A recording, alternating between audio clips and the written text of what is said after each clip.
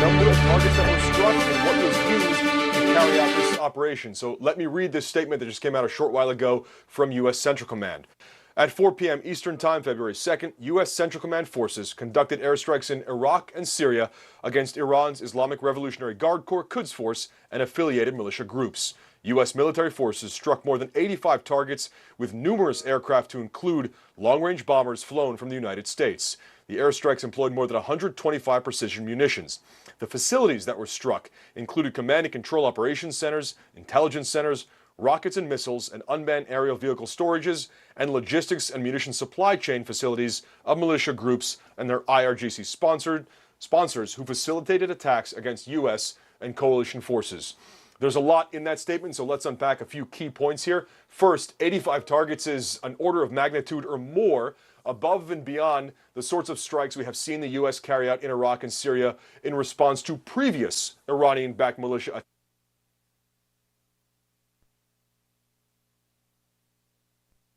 A much bigger payload to carry out a series of strikes like were just carried out in Iraq and Syria. It's also worth noting this is the first time we have seen the U.S. carry out strikes in both countries simultaneously, and that speaks to the size of this operation and the level of planning that went into it. In terms of the timing of the operation itself, weather certainly played a factor here, one of the environmental factors that goes into the decision about when to begin the operation.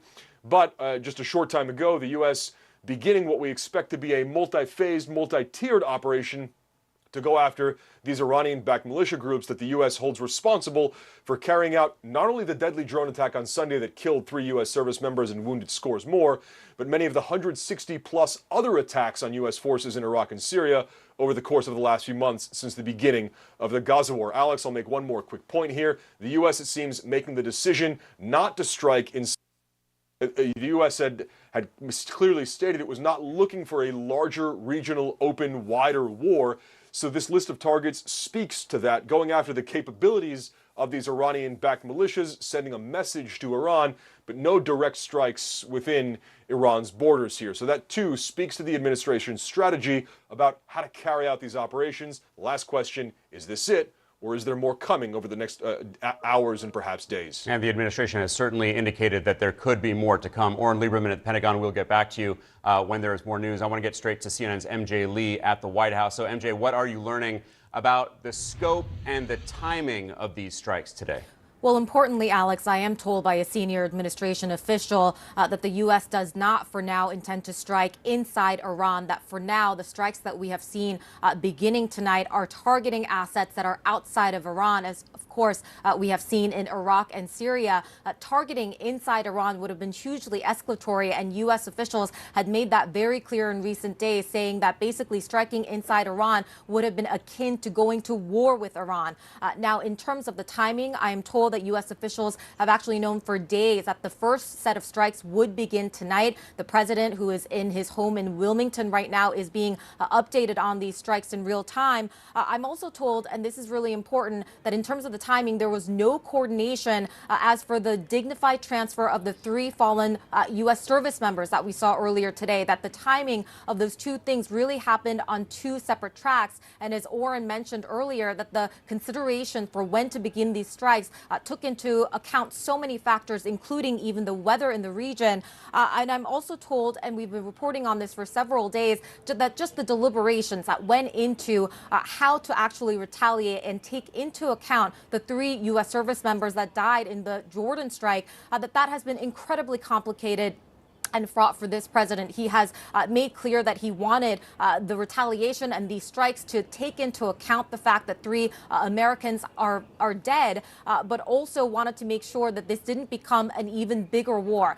But Alex, I think one space that we have to watch is just the fact that these retaliatory strikes that we've seen prior to tonight, they have not been successful at serving as a deterrence. When the president was asked earlier this week what is going to be different about these strikes, he said, we'll see. There was not a confident this is what will make these strikes different. So again, we are just in the earliest stages of this. We are about to learn in the coming days how these strikes will continue to unfold potentially.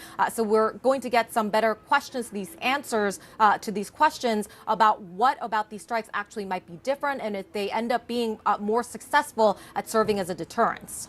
All right, MJ Lee at the White House, I want to ask you to stay with us. CNN Chief International Security Correspondent Nick Payton-Walsh is also with us. Nick, these strikes, of course, coming in Iraq and Syria at a very volatile moment. How do you think these are going to play into the flare-ups that we're seeing elsewhere between Hezbollah and Israel on that northern Israeli border, what we're seeing in the Red Sea?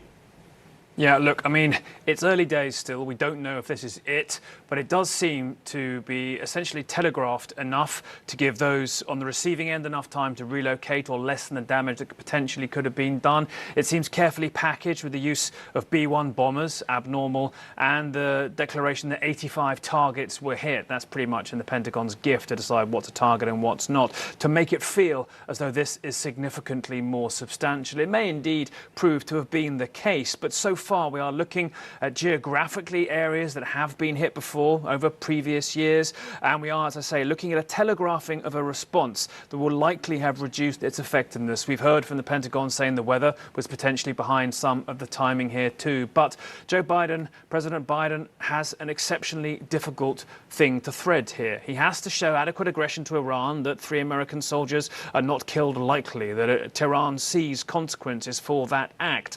But remember, Alex, have both been around long enough to remember 2019, when attacks on the US Embassy in Baghdad and other American facilities led to the assassination of the Revolutionary Guard Chief Qasem Soleimani by the Trump administration. That was a strident move that many thought would have consequences. It didn't, to the extent many had feared. And so today's response to some degree is lesser than that, certainly, but it's done in a very different world. With the Israel-Gaza conflict raging, fears for months that might potentially have sparked a wider conflagration across the entire region. But it's clear Joe Biden doesn't want that. He has to show strength here militarily in the region at this time, show Iran clearly that it's capable of a tough military response. But it probably knows too that Iran also doesn't want an open, full-on conflict here. It's not economically capable or militarily capable, and frankly isn't ready for it in the region at all. It's sat back from that over the past 3 to 4 months while the Israel-Gaza conflict has raged. In fact, we heard from Iran's president that they did not want open conflict but would respond to bullies. And so I think we have both the US and Iran here keen to stay away from a conflagration, a wider conflict here. But this particular night, the Biden administration having to make some kind of strident statement, I think we're seeing that in the rhetoric and the telegraphing, the signalling of what happened. We're not sure we've seen that force yet in terms of the battle damage assessment, what's really being done to these Iranian proxies, but that may come out in the hours ahead. But a complex time for the White House. Alex? Yeah, certainly hoping to get more details about what is actually being struck right now. Nick Payton-Walsh, stay with us as well. I want to go back to MJ at the White House. MJ, I understand that the president just put out a statement. What did he say? He did. This is the first time that we're hearing from the president since these strikes began, so I want to read that statement in full, Alex. It says, this past Sunday, 3 American soldiers were killed in Jordan by a drone launched by militant groups backed by Iran's IRGC. Earlier today, I attended the dignified return of these brave Americans at Dover Air Force Base, and I have spoken with each of their families. The president goes on to say, this afternoon, at my direction, U.S. military forces struck targets at facilities in Iraq and Syria that the IRGC and affiliated militia used to attack U.S. forces. He says our response began today. It will continue at times and places of our choosing. Now, importantly, Alex, in this statement from the president, he goes on to say that the U.S. is not seeking conflict in the Middle East or anywhere else in the world. But he says, let all those who might seek to do us harm know this. If you harm an American, we will respond. So, Alex, you can see clearly from this statement how much focus there is on the 3 American soldiers that in that drone attack in Jordan last weekend. We know from all of our reporting that as soon as that drone attack was confirmed, he had convened his national security team last weekend and was immediately presented with a range of options on how to retaliate. And I think the statement very much makes clear that the strikes that we are starting to see tonight, they have everything to do with the fact that these 3 Americans were killed. And he is trying to send a clear message to any foes, any of these Iran-backed Iran-backed militia groups that might be looking to strike further, don't do it. And particularly if you end up leaving Americans as casualties, that the U.S. is going to respond. But again, as we have been talking about for days, that question of whether the U.S. has been successful in having their strikes serve as a successful deterrence, so far that has not been the case. So we will wait to see in the coming days whether that is any different this time around, Alex. Yeah, President Biden saying don't do it for months now, and yet they have consistently, and obviously the Biden White House hoping that tonight's strikes will start to change that. Nick Payton-Walsh, MJ Lee, and Oren Lieberman, thank you very much. I want to bring in a panel of experts to dive into all of this. We are getting a lot more details about what is underway right now. Jim Sciutto, I want to start with you. When you hear that statement from the president, not seeking conflict, that this is clearly in response to those 3 American service members who were killed, and then what we know about the actual strikes, 85 targets, 125 precision munitions, B-1B bombers. What do you make of this response? Listen, the administration, I think there's a parallel to the way it handled the war in Ukraine. They did not want a direct conflict with Russia.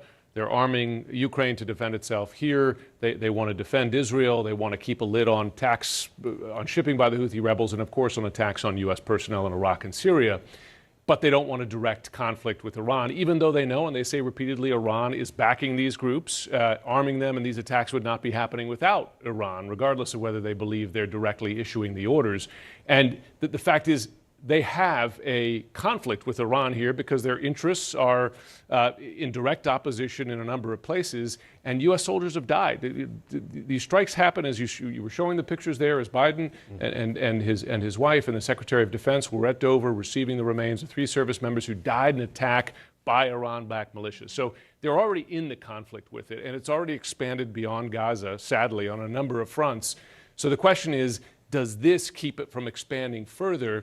And it's not clear it does. I mean, the U.S. has responded to militia attacks on U.S. service members in recent weeks. Those attacks have continued. They've escalated. You've killed soldiers. So those answers haven't worked. This is larger, but it took a number of days. You could be certain the Iranian personnel went to ground or left, so they weren't there when these attacks took place. They probably hid a lot of their material as well. So you already have a question about the effect of the deterrence. We'll only know over time, but it's not a clear-cut solution to something that is already expanding beyond what they wanted. Yeah, we've talked about all these efforts to make sure that it doesn't escalate, that it doesn't expand, but it has steadily. Obviously, as you say, the effort is to make sure that it doesn't explode and grow beyond what it is already. Beth Sanner, this notion that the U.S. doesn't want with Iran. It is something that they have said throughout the course of the week. The Biden White House tonight making clear that they are not striking inside Iran. How does the Biden administration deter Iran and tell it essentially to tell its proxies to knock it off, while also making clear that they don't want to really take the fight to Iran? Well, they have said those things out loud, maybe a little bit too much from my perspective. But this is a very fine line, right? They're threading a needle here. And some of this is informed by history. Nick was just saying, when we struck Soleimani and I was around briefing Trump during those days, nothing really happened. Well, I kind of disagree with that.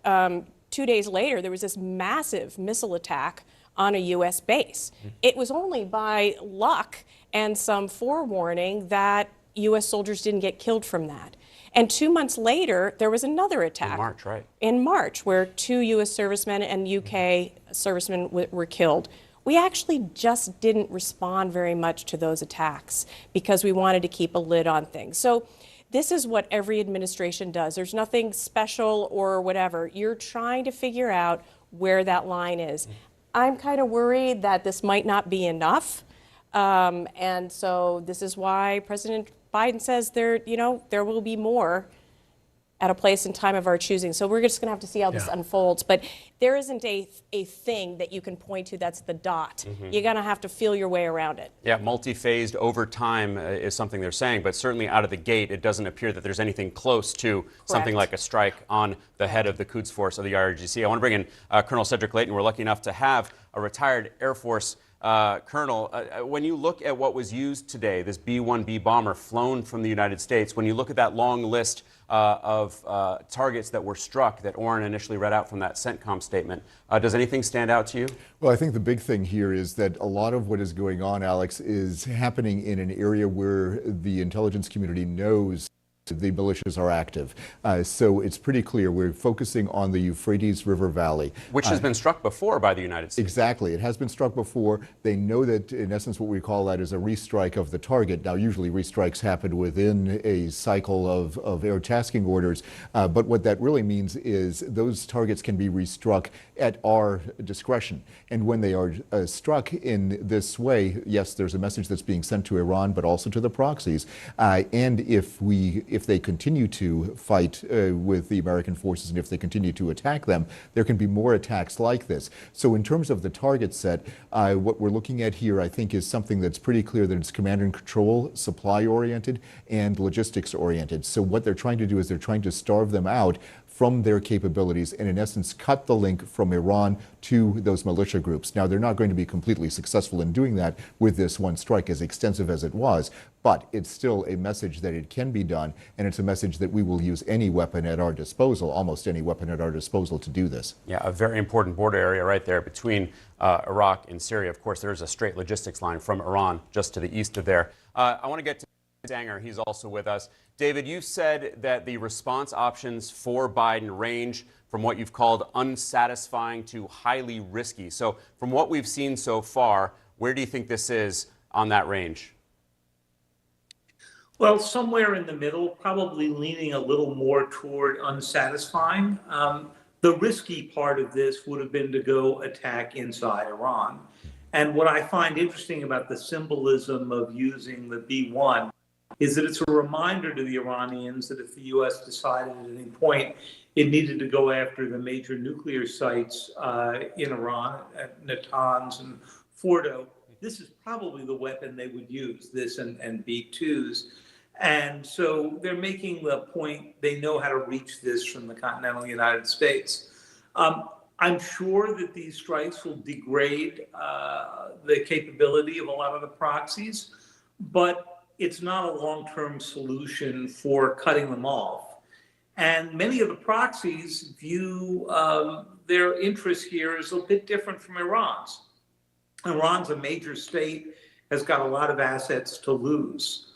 These militia groups sort of win by not folding when the United States strikes them. And that's what we've seen happen with the Houthis, who came out of Yemen and were doing more attacks on shipping just yesterday and today. So it's not clear to me that this will deter. It may well slow them down for a while. And I don't know anybody in the U.S. government who thinks that this is a solution. It's a sending of a message, and they think the Iranians, for the reasons Beth raised, are probably receiving that message and trying to tell the proxies to back off for a bit. David, you've written a lot about the targeting of Iran through cyber methods. There is an expectation that perhaps what is happening today and in the coming phases of this is not just kinetic, not just military like we're seeing right now with jets dropping bombs, but there could also be some cyber targeting. What do you think the U.S. is doing on the cyber front vis-a-vis Iran and its proxies right now? Well, the most obvious target for cyber would be some of their command and control. It would be their ability to produce some of these weapons, including the drones, including their missile supplies. But, cyber takes a lot more time and planning. If U.S. Cyber Command has been inside the Iranian facilities for some time, then they could execute a simultaneous strike. But it's not something you can work up in a week or necessarily even a month. It takes a long time to get access. Now, Iran's been a target for so long, presumably they know what some of those accesses are. That could also be part of the next wave.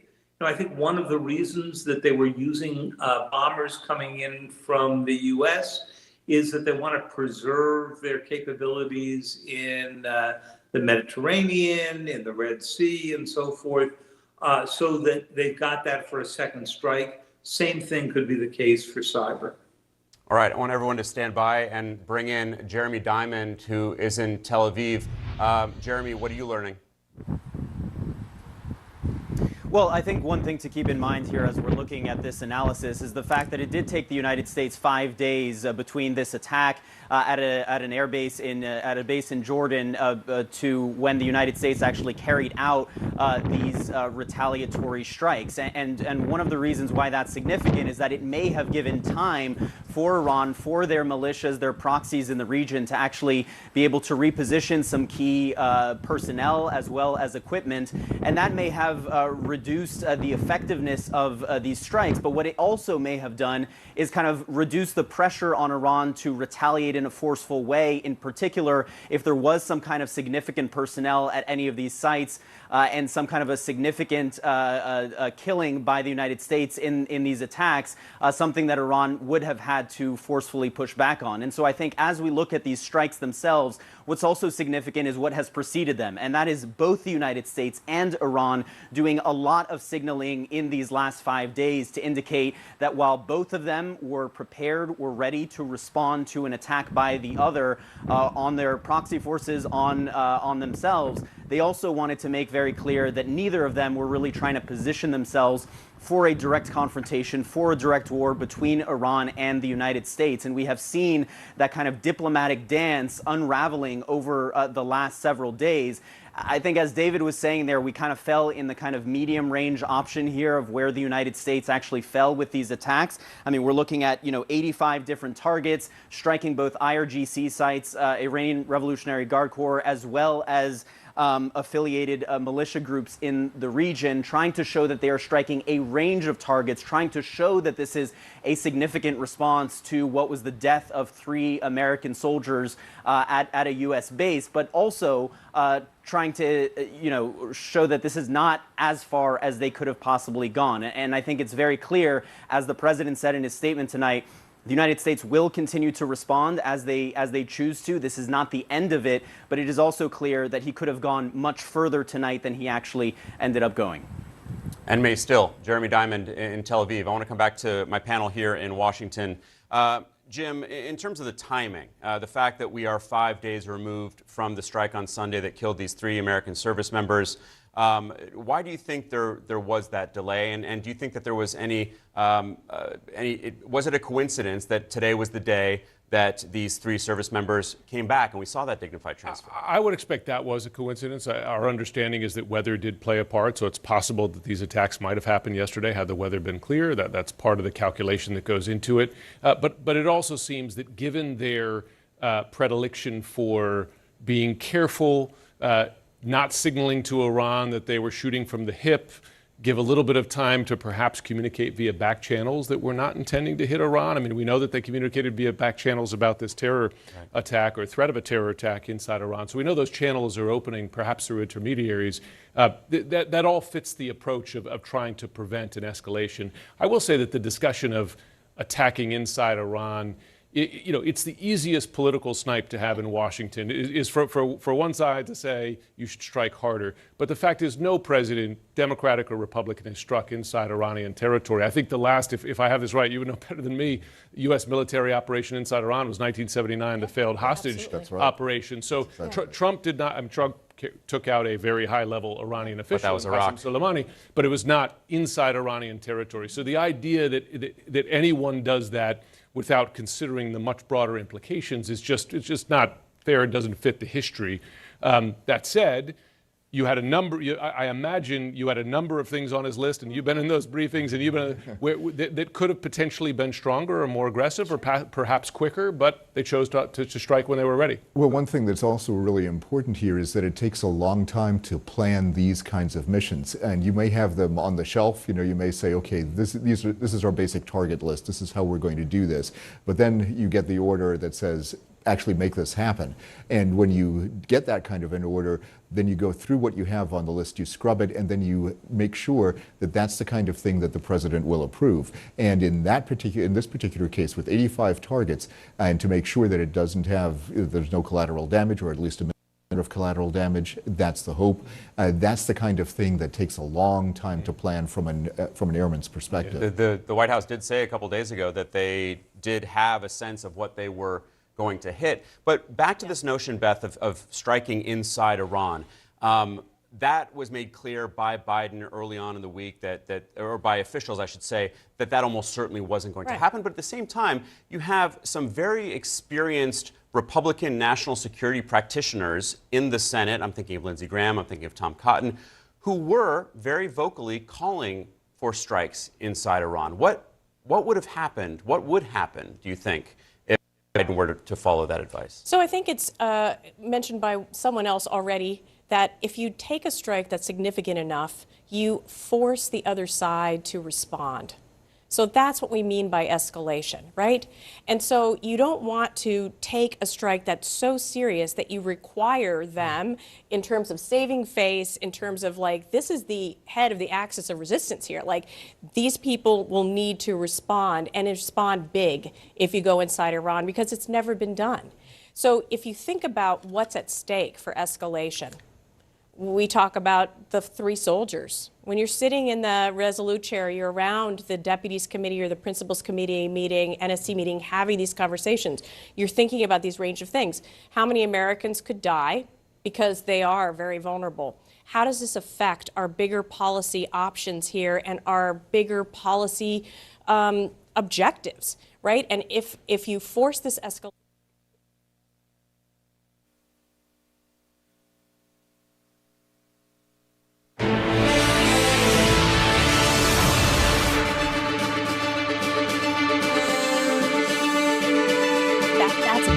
that's a big thing. A lot of U.S. forces in that, presuming that would be the expected Iranian response. Jim, you touched on the signaling that the U.S. was telegraphing to Iran. How about the other way around? There were some interesting messages coming in during the week. Kataib Hezbollah, one of the biggest Iran-backed groups, essentially saying we are standing down on our operations. Iran saying we don't want war, of course saying, yes, we're ready to respond if need be.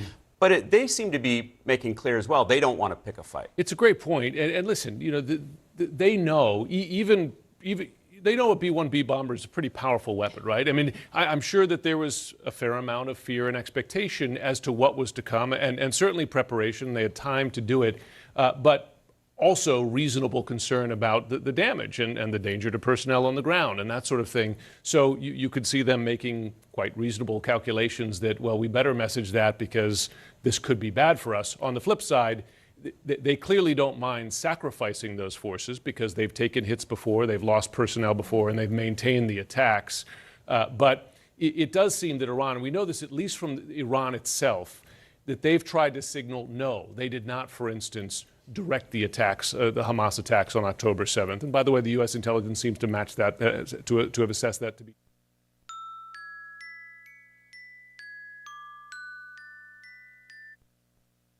And Iran deliberately putting some distance between itself and its proxies, perhaps with the intention of preventing themselves from getting attacked. All right, everyone stay with us. I want to bring in a key Democrat on the House Armed Services Committee, Congressman Pat Ryan of New York. He's a U.S. Army veteran who served in Iraq.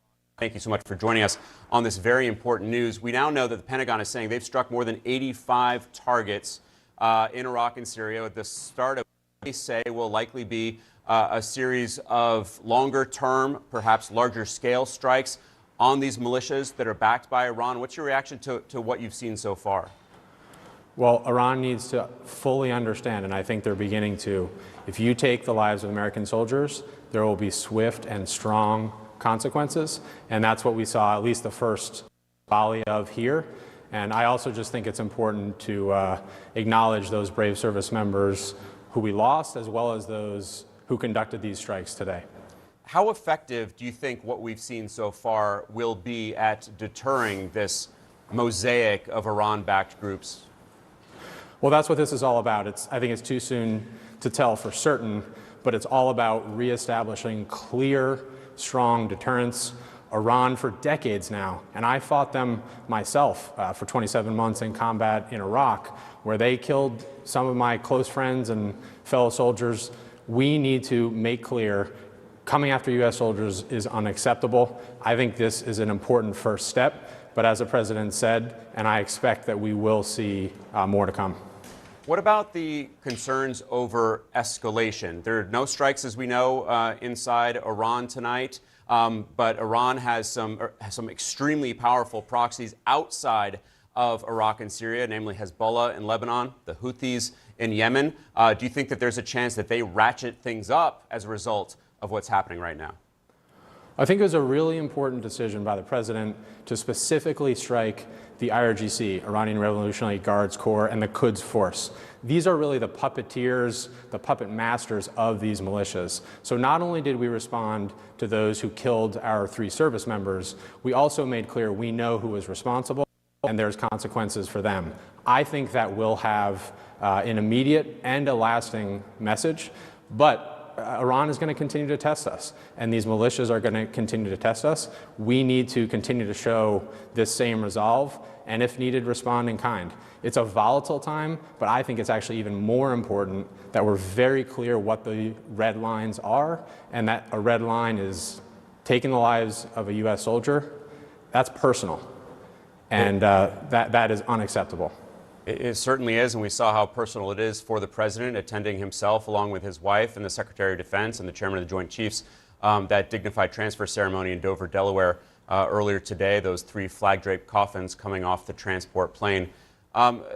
Congressman, when you look again at what was struck by these bombers in Iraq and Syria, some 85 targets, 125 precision munitions, you touched on it off the top. What else do you think the Defense Department should be doing in the coming days in terms of other targeting?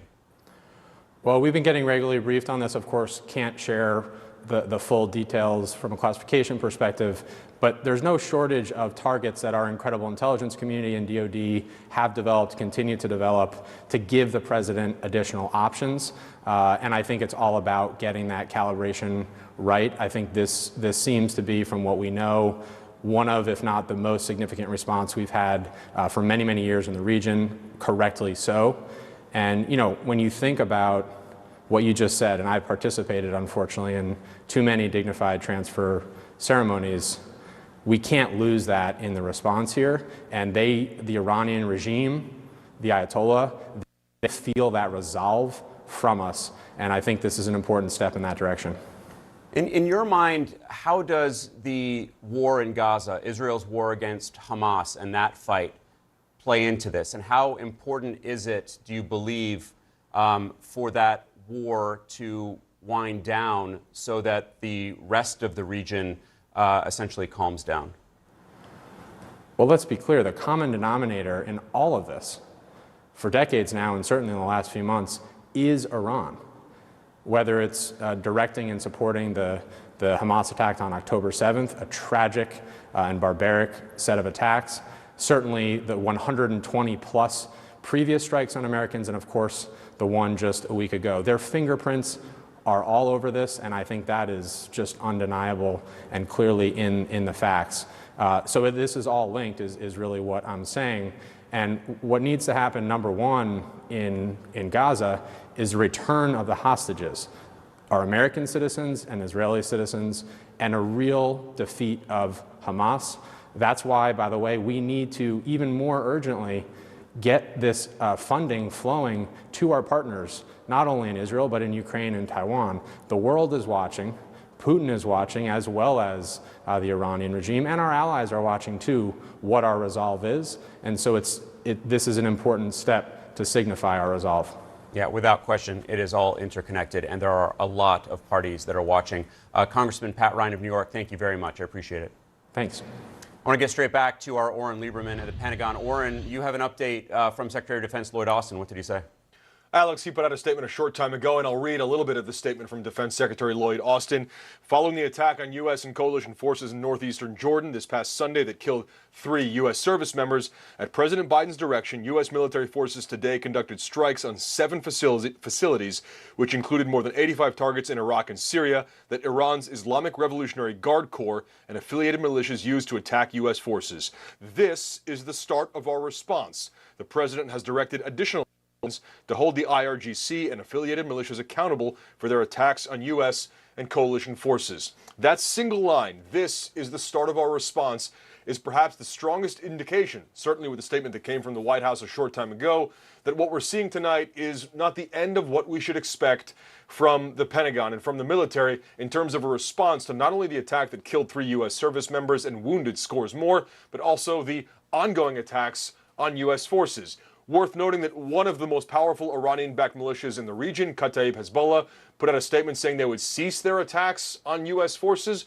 Asked about that, the Pentagon said actions speak louder than words, and the actions the Pentagon sees is continued attacks on U.S. forces, and it is to that the Pentagon is responding with these strikes, not statements, but actions. And here the expectation from Defense Secretary Lloyd Austin is that these actions have not come to an end. We saw strikes an order of magnitude larger than what we've seen before from the U.S. when it comes to Syria and Iraq.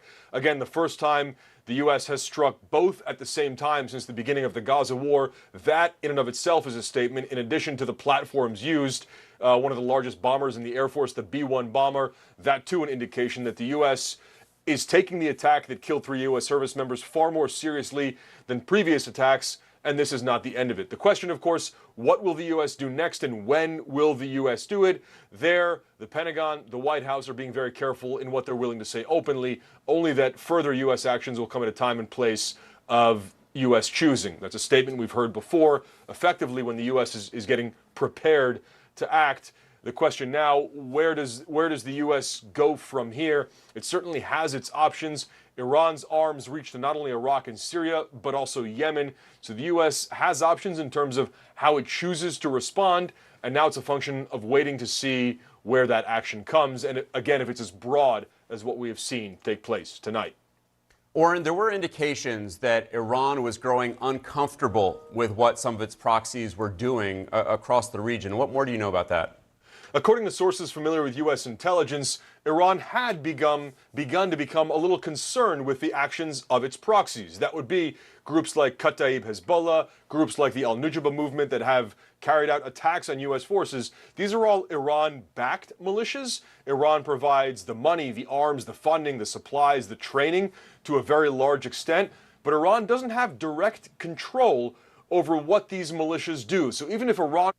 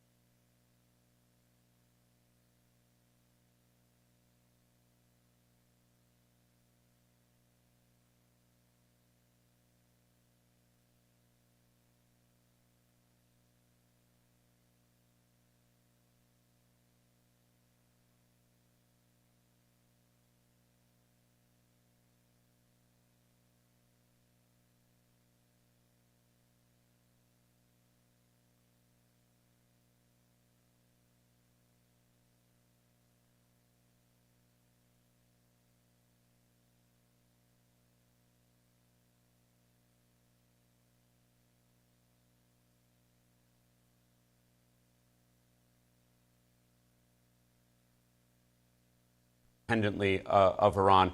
So I'm glad that you pointed that out. Oren Lieberman at the Pentagon. We'll come back to you when you learn more. Thank you very much for all your reporting. I want to come back to my panel, Colonel Cedric Leighton and Beth Sanner. Colonel, you heard Oren there reading the statement from Defense Secretary Lloyd Austin talking about 7 facilities being hit, but also talking about the expansion of targeting that could come in the next few days, the next few weeks, this multi-stage operation that they've been talking about for several days now.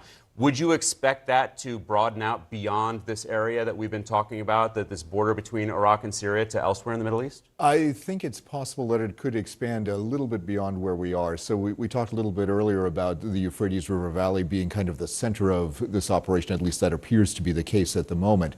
What I was thinking about as we were putting the maps up on, in the graphics on screen here, the other thing that we could potentially do is attack the routes that they're using on the Iraq-Iran border. Now that's a bit more dangerous because it risks going into Iranian territory potentially if you misfire or if your bomb lands in the wrong place. And it also risks angering the Iraqi government even further than they've already been angered. So this would be a risky thing, but I can see it possibly happening if it's believed that interdicting those supplies would somehow stop or at least influence the proxy militias and Iran itself. And Beth, how about targeting Iranians themselves, Iranian citizens? We have seen reports on Syrian state media that there have been some deaths in the strikes tonight. Too early to say who they were. But given that this is in response to 3 American soldiers who were killed, how intense do you think the Biden administration is to be going after IRGC Quds Force members and taking them out, essentially? I'm not sure we have a choice at this point because there are really pretty solid reporting that senior and mid-level IRGC have been pulled out of Syria. And so I'm not even sure they're around to target at this point. I mean, everybody's been preparing for this. Should we or would we target IRGC people? I think that was probably on the list if they were around. But I also, getting back to Jim's point, probably they, maybe part of this delay was to see what the Iranians were doing and kind of let things work themselves out a little bit. I will point out this idea that we're not striking Iraq directly might have something to do with the fact that the Iraqi government, at least parts of the Iraqi government, do not want the United States to leave. And recent strikes that we have done there, including one in the center of Baghdad, or just around Baghdad, where we took out a militia leader. I mean, that was pretty explosive. And now we are in talks with them about winding down the U.S. forces there. That would give Iran a huge win if we leave. And the Iraqi government knows it too. And we should note that the U.S. isn't the only player in this space, if you will. Israel has been quite active at targeting Iranian assets in Syria recently. Around Christmas, they took out a senior IRGC commander. There have been at least 2 strikes, I believe, in the Damascus area over the course of the past few days against what are believed to be Iranian advisors. Right. Of course, Israel not admitting to this because they never do, but that certainly is the suspicion. Colonel Layton, I want to talk about something that Beth just brought up in terms of the signaling and the fact that this was 5 days after the strike against these U.S. forces. Again, these 7 facilities that were hit, 85 targets. What do you think the Iranians could have done, these proxy groups could have done in terms of preparing for what they almost certainly knew was coming? Yeah, I think what they probably did, Alex, was move things around. They're trying to avoid getting hit. They're trying to protect as many of their assets as possible. And if they can go underground, literally and figuratively, they're going to do it. And they probably did that. So in some ways, the fact that it took us a while to respond, there are technical reasons on our side for that, but there also are signaling reasons, as you're alluding to. And those signaling reasons are very much, hey, we can do this, but be careful how much you attack us, how often you attack us, and with what you attack us, because right now we're going to give you a little bit of grace, we're going to give you a little bit of space. But if you do these kinds of things, if you do this again, then it's not going to be, you're not going to get that space. You're not going to get that time to move your forces, to hide your weapons, to do those kinds of things. More will come. And more will come. I want to get back to CNN's Nick Payton-Walsh in London. Nick, what are you hearing about how Iran is seeing these strikes tonight? Yeah, I mean, we've yet to hear a direct response from the Iranians specifically to these attacks on their proxies inside of Syria and Iraq. But I think it's important to point out that Iran has been clear it does not want a direct confrontation or war in the region, particularly with the United States. And avoiding that clash with the biggest military in the world is entirely in its interest, because it's spent years now, decades, slowly increasing its outsized influence across the region, using these proxies, often using its influence in Shia populations around that region too, to increase its capacity to influence events around there, to leave its military away from intense front lines if it were to, for example, find itself in open confrontation with the United States, so that it can continue to try and get its economy to recover, get a handle on the unrest that recently has been rocking Iran, continue perhaps to make money or technological benefit from its trading with Russia, assisting Russia in its war in Ukraine, and also too the larger, more strategic, potentially terrifying question here for the region, which is the alleged pursuit of Iran of a nuclear weapon. Their enrichment of uranium, well, it got to 83% or so, say some UN nuclear watchdogs in the past months. A rapid acceleration after the Israel and Hamas conflict began. That may have slowed down according to some of the latest reporting, but behind all of this is clearly Iran that may still have a goal of some sort of nuclear weapon. We don't know. They say they don't, but it's pretty clear to most Western countries that they do still have that potentially in their sights. It's closer than it ever has been, and perhaps some of the reticence we're seeing from Iran, clear to show its influence around the region, but certainly wanting to step back from the brink potentially, is that they have that wider goal potentially in sight. It may be closer than ever it has been. Remember the JCPOA torn apart by the Trump administration, and there's been nothing in its place to slow enrichment down since. And so that question, I think, is still lingering in the background, certainly. And it's perhaps one reason, perhaps, why we're seeing Iran keen to step back from wider confrontation. It perhaps knows it might lose, but in the region, I think it might have the capacity to stir things up against the United States. And I think it knows too as well that the Biden administration, in the months ahead, the last thing it needs is another widening conflict, because of what that would likely mean between Hezbollah and Israel on Israel's northern border, what that would do to the price of oil, what that would do to Republican challengers to President Biden, who could claim they would have handled the entire situation much better. So a complex mix here for Iran, where a low intensity, constant probing and pushing of the United States' influence in the region increases its sense of grandeur, perhaps, and enables it to step back from a wider conflict it knows it will almost certainly lose. But tonight may well, thus far, not have changed the calculus. We have to see what Lloyd Austin's remarks about this being just the beginning actually means. A lot of noisy, large numbers here from the United States, 85 targets, but in only 7 locations. That isn't necessarily as big as the 85 targets sounds, and so we have to wait and see, as time plays out, exactly how much damage has been done and what that does to Iran's calculus. Alex? All right, Nick, stay with us. We just got some news in from a White House source telling CNN that of these 7 facilities that were struck tonight, 3 were in Iraq, 4 were in Syria. These were successfully struck, according to this White House source, and now we're told the U.S. aircraft that carried out these strikes are out of harm's way. So, Beth Sander, it does appear that this operation, for now, at least tonight's, is over. What do you make of that? I think we got word of this just about 2 hours ago. That seems relatively short, does it not? Well, Cedric's going to know more about this than I will in terms of, does this amount of time make sense? I think it does. You carry out your strikes, you try to do that in an efficient manner, and then you get out of Dodge because you don't want to, pose a target. So I think that's very normal, and that's why we're seeing this telegraphing of, but there's more to come. But that's not going to come in the next hour, right? It's going to come in the next day, maybe, depending on what it is, it could be a couple days, especially if it's something more complex like cyber. And likely, I imagine, Cedric, when targets of opportunity arise. What do you make of what we just learned? Yeah, so I think that's interesting. You bring up a great point, both you and Beth, because this is one of those moments where you could have a sustained air campaign, which would mean this continues, or potentially even around the clock. But this is not that case. This is not going to continue around the clock, because the U.S. at the moment, doesn't want to put those kinds of resources into this kind of a fight. We want to send them a message. The Iranian proxies, this is what we can do. We're also sending the message to Iran, and we can do it very quickly, very efficiently, and we can get out of town. But the fact is that we can project our power from the continental United States to any point on the face of the earth. And that is a message that the Iranians probably needed to be reminded of. It's also a message that tells everybody in the region, in the Middle East, that we have the capacity to not only come over large distances, but to target precisely these types of targets. So what we're looking at is, of those 7 targets, we have yet to see, of course, what the bomb damage assessment or battle damage assessment is of the strikes. Was there damage? Was it sufficient damage? Is it going to knock them out?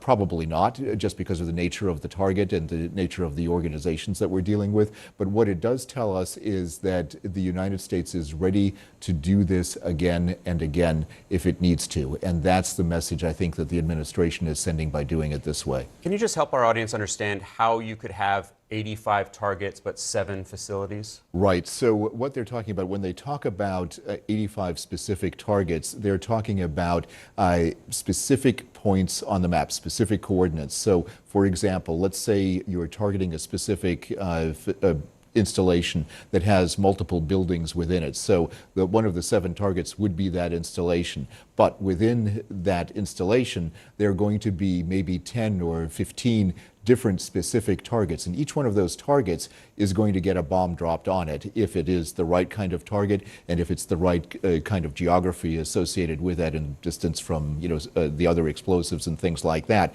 But the key thing is this: within that installation, let's say that's target number 1, you have all of the different things that are part of that, and those very specific 85 targets are going to go after specific buildings, potentially even specific rooms, that kind of thing.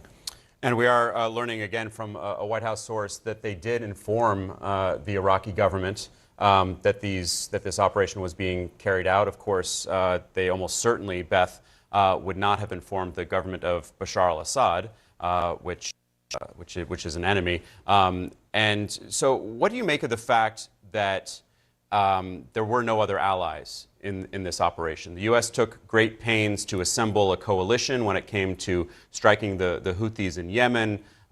There was a whole international group to escort those ships through the Red Sea. There has been targeting of coalition facilities in Iraq and Syria, and yet the U.S. went at this alone. Yeah, I mean, they killed 3 Americans, so that is our job to do that. Also, I think our allies have been reluctant to join in. I mean, you look at the Red Sea, and really only the UK is fully participating. You have the Indians there that have been helping out. You have the French, but they're mainly escorting French ships. So, this is really limited in terms of nobody wants to be on the dime, the receiving end of potential Iranian retaliation. And so, it's our fight, and they're happy for us to do it. And one other thing that I wanted to mention was we're the only ones that have intercontinental bombers. The only other country that has those, 2 other countries, Russia and China. And obviously they're not going to help us in this particular moment, but that's, part of it is an operational technical reason, capacity, as well as the capacity, as well as, the need for us to say something about the 3 service members who were killed. Well, are you surprised that they used these bombers? And we've had months of, I believe, about 2 months of responses by the U.S. to these groups in Iraq and Syria. Of course, tonight was the biggest one, but I believe they only used, say, F-15s, F-16s, right, fighter jets, presumably from the region. Of course, there's U.S. assets all across the Middle East. We've got a carrier strike group in the Red Sea right now. Are you surprised that they flew these long-range bombers over? Not really. I mean, was it going to be used in this specific case? I guess the answer is if they were going to do something big, then you needed to use the bombers, and this was the time to do it. And so if you really peel it back, you think, if I'm going to send a message to the Iranians, plus I'm going to use the appropriate kind of ordnance and the appropriate weapon system, then it was time to bring in the bombers at this point. And in terms of communicating to the Iranians, obviously this is an extraordinarily loud message that is being delivered by military means. But there has been both direct conversation between the U.S. and Iran. We know that there was that warning ahead of the horrible ISIS attack in Iran that killed more than 100 people. There have been intermediaries, Middle East allies, who have reached out to the Iranians essentially to say, knock it off. What do we know about how the U.S. is communicating its intentions and what it hopes to see with Iran? Yeah, I think that we're using lots of intermediaries because we don't have the ability to directly talk to Iran. That's the way they want it. just like we did with the JCPOA negotiations, right? So, we have to use these proxies. And in some ways, I find it, it's actually more effective. It's more effective in some ways to have China go to them and say, hey, we don't like what you're doing. We're buying almost all of your oil and we don't like it. So it's always better, in my view, to have kind of a gang up on them and say, like, there are lots of countries in the world that are very unhappy with you. So I think that's what part of the plan. It's Right. necessity, and it's also a good strategy. And we have now heard from John Kirby, the national security spokesman, who did confirm on the record that strikes began tonight, but they won't be it will not be the end of these kinds of strikes. Cedric, let's talk about Hezbollah, because I think it was Nick earlier saying that of all the proxy groups, this is perhaps the most worrying one. There have been sustained, I don't want to call them skirmishes, but it has been rather sustained low-level conflict between the Israelis and Hezbollah on that northern border. Do you have a sense of whether they might ratchet up their operations because of strikes against what we're seeing these groups in Iraq and Syria? I think Hezbollah could use this as an excuse to do exactly that. But as you correctly point out, Alex, there's been a simmering pot of activity on the Israeli-Lebanese border, and the Israelis have gone after Hezbollah targets and vice versa.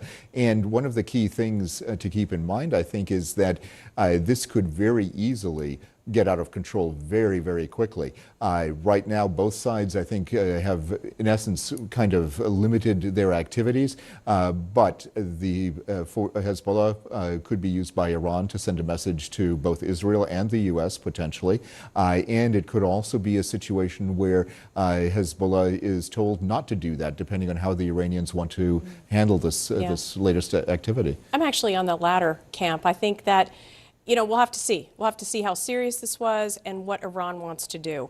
But frankly, the risk right now is that Israel is the one that escalates against Hezbollah. And the reason for that is there's like 80,000 Israelis who are displaced from the northern border and cannot go home because of the rocket attacks continuing. And so Israel has given us basically, maybe a deadline. They're pushing us to say, you've got to get the Lebanese and Hezbollah to push back to where they agreed to be decade ago plus, and allow us to come home. And if you don't do that, we're going to have to open a second front. Most Israelis support that move. There are many, including the Prime Minister of Israel, who say this all comes back to whether it's Hamas in Gaza or the groups all across the region. To what extent, Beth, do you think that tonight's U.S. action against these Iran-backed groups may serve Netanyahu's purposes, that he may want more U.S. involvement in what is going on in the Middle East right now, certainly when it comes to confronting Iran? Well, look, if that second front gets opened up with Hezbollah, I don't believe that Israel can fight that fight by themselves. They're going to need the United States. There's a lot of speculation about what Netanyahu wants. I don't know that. I'm not inside his head. But there are commentators who argue that he wants to continue this war for political gain. I don't know. I do think, though, having the United States involved is a good thing from Netanyahu's perspective. We only have a couple of moments left, Colonel, in this hour. What more do you think the U.S. needs to do in terms of this overarching goal of deterrence? Strong message sent tonight. What remains? Well, I think what remains, Alex, is being ready to do this again. If things don't turn out, in other words, if the strikes have not been as successful as the U.S. wants them to be, then I can see this happening again at some point in the not too distant future. But they also have to be prepared for other reactions where perhaps some of the groups withdraw from being actively engaged. We have to be able to respond to that in the correct way, which would mean not engaging them as well. All right, Colonel Cedric Leighton, Beth Sander, terrific conversation on a very important night.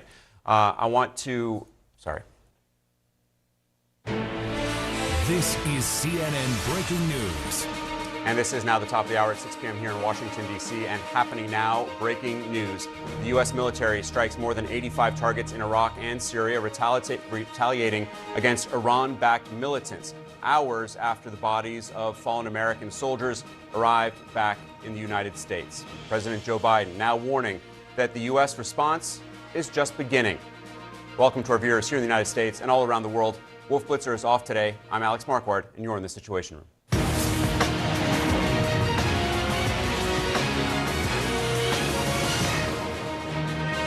This is CNN Breaking. And breaking news this hour, President Joe Biden and the United States military making good on their vow to strike back after 3 American soldiers were killed in Jordan. The White House revealing moments ago that strikes on 3 facilities and in Iraq and 4 in Syria were successful. Our correspondents are standing by as our live coverage continues. Right now, let's get straight to Natasha Bertrand at the Pentagon. So, Natasha, what more are we learning about these strikes? We are getting some additional information just in from the White House National Security Council, as well as a senior official at the Pentagon Joint Chiefs. And we are told that the reason why there was kind of a delay here in conducting these 85 different strikes across these facilities, these 7 different facilities in Iraq and Syria, is because essentially they were waiting for good weather to present itself. And that window kind of opened today, and it all came together so that they would have, of course, unnecessary casualties, according to the military official who's just briefing reporters here. Now, it is still unclear just whether there were any deaths that resulted from these strikes. But what we did hear from General Sims, that senior military official, is that the U.S. does believe that they, quote, hit correctly what they meant to hit. Essentially, they are very confident that they managed to degrade and destroy the facilities that they were aiming at. Now, according to U.S. officials, including National Security Council spokesperson John Kirby, the U.S. did inform the Iraqi government beforehand, before they carried out these strikes inside Iraq. That had been a particular sore spot for the Iraqis, that the U.S. had previously not consulted with them before carrying out strikes against Iran-backed militias inside the country, prompting them to actually call for the U.S. to remove its forces from the country. And so we are learning that they did provide that heads up. And in these targeting of these facilities, they also encountered secondary explosions that was consistent with these facilities, of course, housing ammunition supplies as well as other weapons supplies. So they are confident that these facilities were linked to Iran's Islamic Revolutionary Guard Corps, particularly the Quds Force, which is one of the most extreme elements of Iran's military wing. And so this is a very significant escalation, of course, because it is the first time we have seen the U.S. strike Iran and Iraq and Syria simultaneously and target these Quds Force facilities. It remains to be seen how Iran is going to react to this. However, as we've been reporting throughout the week, it does remain unlikely at this point that the U.S. is going to strike any targets directly inside Iran, Alex. Yeah, that much seems to have been made clear. Natasha, the Pentagon, stand by. I want to get straight to MJ Lee, who's at the White House. So, MJ, President Joe Biden released a statement on these strikes just a short time ago, warning that this response is not over. That's right. You know, just 5 days after that strike in Jordan killed 3 U.S. service members, we are seeing just the beginning, what U.S. officials say, of these strikes that could take place over the course of multiple days. A senior administration official making clear that for right now, these strikes, these targeting is only happening outside of Iran and will not be happening inside Iran. And we've gotten strong indications of that in recent days from U.S. officials who have made clear that striking inside Iran would be akin to basically starting a war with Iran. And even tonight, White House officials saying that they have no interest, the U.S. has no interest in starting a war with Iran. I am told that the president, of course, has been updated throughout the evening on these strikes. And we did get this new statement from the president just a little while ago.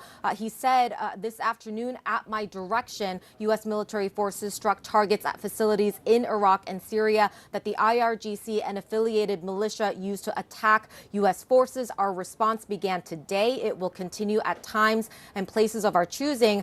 He also said the United States does not see conflict in the Middle East or anywhere else in the world, but let all those who might seek to do us harm know this: if you harm an American, we will respond. The president, Alex, trying to make clear that these strikes that we're seeing tonight had everything to do with the 3 Americans that were killed, and trying to send a message: if you come after one of us, you are going to pay a price. I should also note, just an important note on the timing, even though we are strikes, we saw these strikes take place just hours after that dignified transfer of the 3 killed Americans. We are told that that timing was a coincidence, that there wasn't some sort of set orchestration to make sure that these strikes took place after those 3 Americans had returned home, even though that might have been the case. Obviously still striking tonight to see those two things happen in quick succession. This very solemn experience of the president and the first lady going to receive the remains of these 3 Americans that were killed. And the U.S.'s strike that had everything to do with responding to the fact that these 3 Americans had been killed, Alex. Yeah, they are certainly striking side by sides. MJ Lee at the White House, stay with us. I want to go to our chief international anchor, Christian Amanpour. Christian, these strikes, as we've been discussing, they're extensive. They target the IRGC, the Quds Force, as Natasha was just saying. How significant do you think it is that the White House has made clear that they are not striking inside Iran? Alex, you know, for the last several days since this tragic death of the American service people, we've seen nothing but telegraphing by all sides, by the United States and Iran, that they do not want a full-scale direct confrontation with each other. And so this seems to be, for the moment anyway, the way to get the message and the action against the actual militias that are believed to have targeted these soldiers and to have killed them.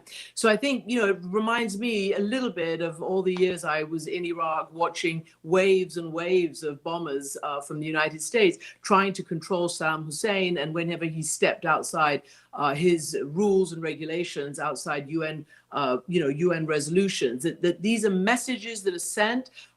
It's not necessarily a direct war. But they have to send this very, very strong message. The Quds Force, of course, of the Revolutionary Guards is the extraterritorial force. In other words, the force that does operations around the world, not inside Iran. And it is the one that backs and organizes all these militias. So I think it's, you know, important for the United States to send that message.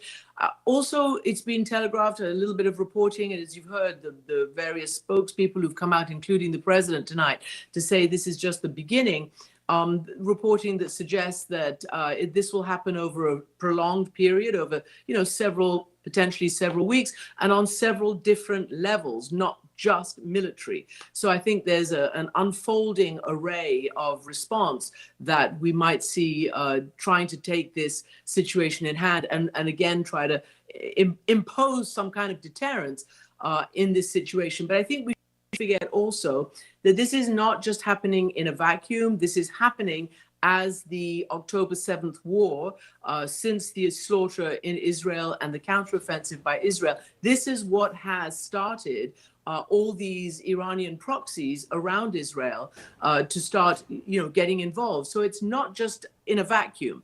And certainly reporting that I've been able to do suggests that, you know, there's negotiations going on right now. How are these strikes going to affect the negotiations to get hostages back, to get some kind of truce or whatever?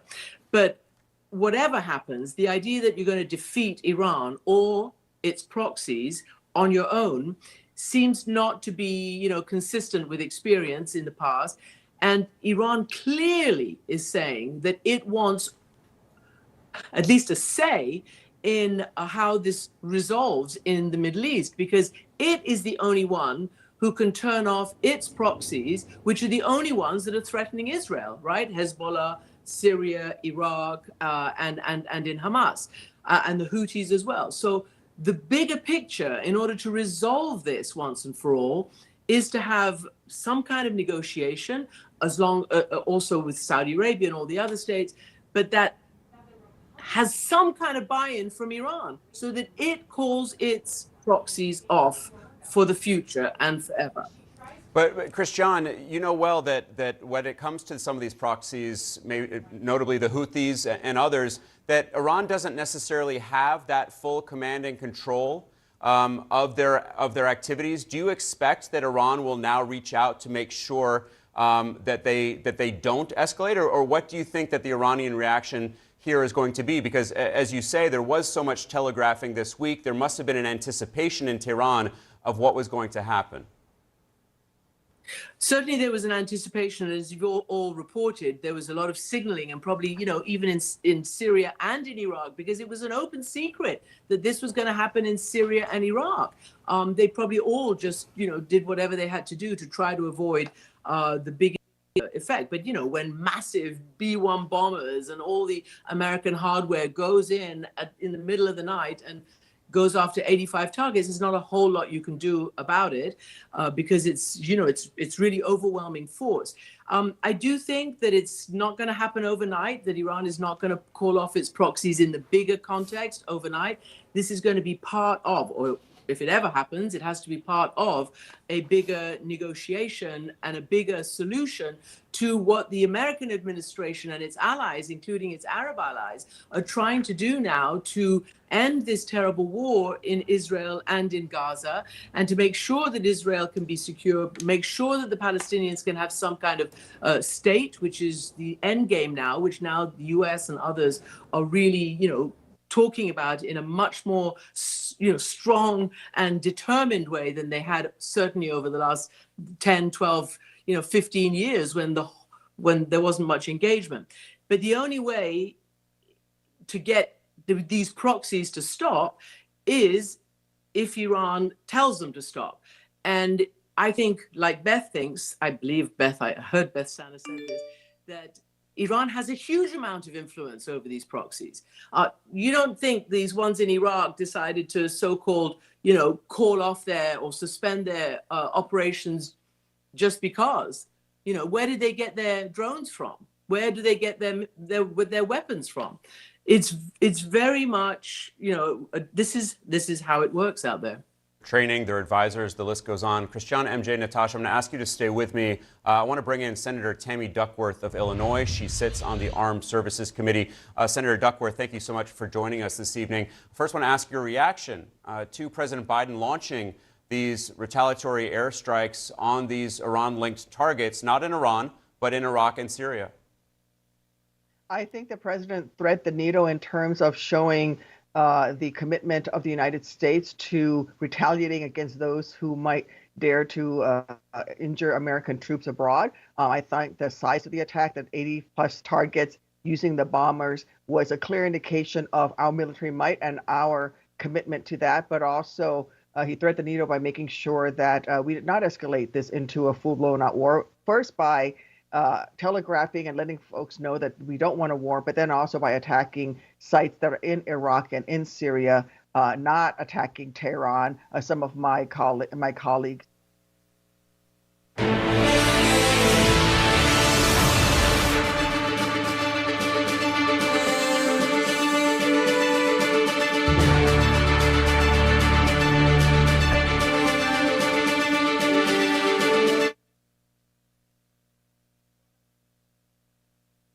And we're saying, listen, we don't want to go to war, but let us show you have a little taste of what we can do. Here you go, 85 targets.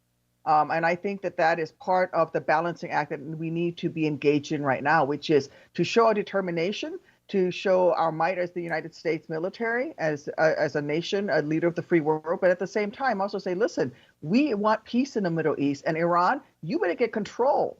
You better take control of your proxy groups because they've gone out of hand. Some of your colleagues on the Republican side of the Senate made clear that they want to see the Biden administration strike Iran directly. Now, there was no evidence that Iranian leadership or Iran had a direct hand in this attack on Sunday that killed these 3 American service members. What did you make of what your Senate colleagues, your Republican colleagues said, and what more would you like to see if this is just the opening salvo of what we expect to be a multi-phased operation? Well, I would like to see more sites that are funding and that are sourcing these terrorists to come under fire. And a lot of them, there are more locations other than the ones that were just attacked today. But I have to say that, my colleagues have recklessly beat the drums of war, trying to get us on that path by saying that we should be attacking Tehran. I don't think that's where we should go. And I think the president did the right thing here tonight by, again, showing our force, but also clearly making sure that we delineate how far we are going to go, but still saying we have the might to do this. You don't want to go there with the United States of America. There have been more than 160 strikes against U.S. and coalition targets in Iraq and Syria by a whole variety of Iranian-backed groups. How linked do you see this to how the U.S. is supporting Israel in the war in Gaza? Well, I think that this is definitely a move by the terrorists all around outside of Gaza to support Hamas and what they're doing in Gaza. The Houthis in particular have really stepped forward and are trying to win the support of other terrorist groups as well. I think that it is certainly linked, but at the same time, Iran has the ability to control these groups, and they need to call these groups back. I think the Hamas was allowed to do what it was doing because Israel and Saudi Arabia were very close to signing an agreement, and it's not in Iran's best interest as far as their leadership is concerned to see greater peace in the Middle East. But again, we have to send the message that you need to pull folks back. I mean, I think the Iranians, for example, were quite surprised when some of these forces used ballistic missiles, and you saw that they put an end to that already. So they have the ability to control these groups. They, after all, have been funding them for decades. And I just want to say that, this is, again, a good first step, and we'll be waiting here in the Senate to see what the president does next. This is the first step, as we've been saying. We've gotten a couple more details, Senator, that these strikes lasted around 30 minutes, just 30 minutes. This is according to the White House. The National Security Council spokesman John Kirby is saying, we believe the strikes were successful. They are not sure how many militants were killed or wounded, but this was 7 facilities split between Iraq and Syria. Do you believe that was forceful enough? Well, I think it was forceful. You can wreak a lot of havoc in 30 minutes. Let me just tell you, the United States military has the capacity to obliterate many things if you get 30 minutes to do so. But I will tell you that part of the destruction isn't just about killing the terrorists, but also about going after their storage of the ammunition stores, their capacity, their logistics nodes. So we won't know until the next following days to see exactly what was struck. But it's more about than just killing the terrorists themselves. I'm sure there will be many casualties, but more importantly, that we managed to strike their ammunition stores, that we managed to strike their logistics capabilities. Yeah, I know we're all certainly eager to hear from the Pentagon what their battle damage assessment is, and we'll look to see whether the Pentagon releases any imagery of the strikes that were carried out, and certainly what we can see ourselves in terms of commercial satellite imagery. Senator Tammy Duckworth of Illinois, thank you very much for your time and your thoughts tonight. Thank you. I want to bring back Christiane Amanpour, MJ Lee, and Natasha Bertrand as we get more details about what happened tonight in Iraq and Syria. Natasha, to you first at the Pentagon. What is DoD saying about the types of targets that were struck? We know that it was some 85 targets across 7 facilities.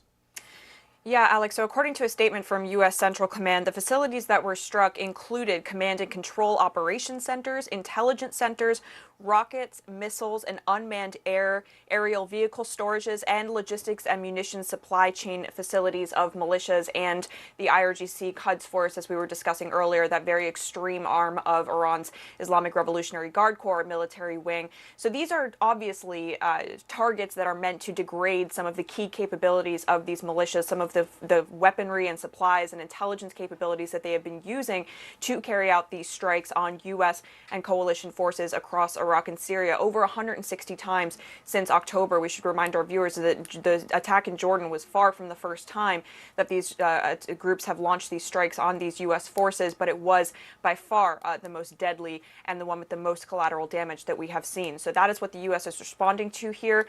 We are still unclear just how many people, if any, were killed in this attack. They are still doing their battle damage assessment, but you have to imagine that if any IRGC personnel were killed in this attack, then that is obviously going to be seen as a significant escalation.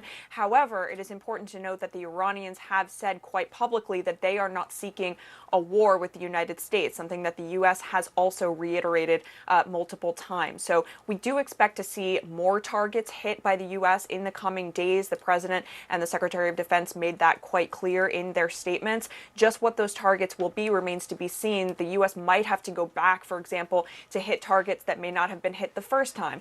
However, we are hearing from a senior military official tonight, Lieutenant General Sims, who is the Director of Operations for the Pentagon's Joint Staff, that they are confident that of all the targets that they were aiming at tonight, they did manage to hit every single one that they were hoping to target. So they are pretty confident that they managed to carry out the kind of operation that they had been planning for at least several days. Jay, the area where these strikes took place, this is where the U.S. has responded before to some of these more than 160 strikes that Natasha was just talking about. These are obviously more significant in terms of the scale, the scope, the weaponry that was used. But why do U.S. officials think that tonight's strikes will be different than what they've done in the past? Yeah, Alex, I think that's such a good question. You know, U.S. officials are now taking the time to sort of explain to reporters the details of these strikes, you know, why these 7 facilities in Iraq and Syria that were all being used, according to them, by these proxy groups, why the use of the B-1 bombers, why tonight they're saying that weather was actually a huge factor in determining what would give them the best chance of success. And they determined, according to the weather, that it was Friday. White House spokesman John Kirby just told reporters this wasn't just a messaging exercise. This was about degrading these groups' capabilities. But the U.S., as you just put so well, has been trying to degrade these capabilities for weeks and weeks now. And I think this really just begs the question, will these strikes be different, and how will they be different? You know, the reality is that even though, as Natasha just said, the White House is eager to say right now that these strikes were successful as far as they can tell, that they have gone really well. We won't know for a while what kind of degradation of these capabilities actually took place because of these. And also, I think a big factor clearly is going to be what is to come in the coming days. The White House is making very clear that this is just the beginning. This is just day one, and there will be other strikes. They're obviously very reticent to lay out in any way when those might come, in what form these strikes might come. But I think we are just in the beginning of this, and we're just going to not know for a while the answer to the question of whether or not these strikes are going to have a different effect, and at least being a little more successful in serving as a deterrence this time around. And Christian, you know, these are targets that are affiliated with the IRGC, with the Quds Force, but we're not hearing any word about, say, your IRGC commanders. This is not a strike like we saw in January 2020 against Qasem Soleimani. How wary do you think the Biden administration is being here at striking too closely to Iran? Well, certainly close, as you've had your other military analysts say, the closer you get to the border, the more you could make a mistake if you're not aiming at Iran. Something could go awry, and that could, you know, turn the calculation a bit. And remember, Qasem Soleimani, the commander of the Quds Force, was actually assassinated. He was deliberately targeted. It wasn't just that he was, you know, in the wrong place. And this was in Iraq. It wasn't in Iran. So he was killed then. But I think also in response to what Senator Duckworth said, responding to some of the Republicans who said, you know, hit Iran, hit Iran. I mean, I'm just going all the way back to after 9/11, where if you remember, the sort of narrative was, well, first we're going after Afghanistan, then we're going after Iraq, and then we're going after Iran. Well, they never did. George W. Bush, the president, resisted the pressure, including from Israel at that time, to go after Iranian nuclear sites and the rest. And as you know, President Trump did not go after Iran either, when you know there were you know other sort of issues going on, and he was also being urged to by someone who's even righter than him. He did not. So this looks like it's a proportional response, but one that's, you know, leaves them in no doubt whatsoever as to the punishment for the killing of 3 Americans. And it's going to go on for longer, both militarily and perhaps on diplomatic and sanctions. We'll wait to see what they do, but it's not a one-off.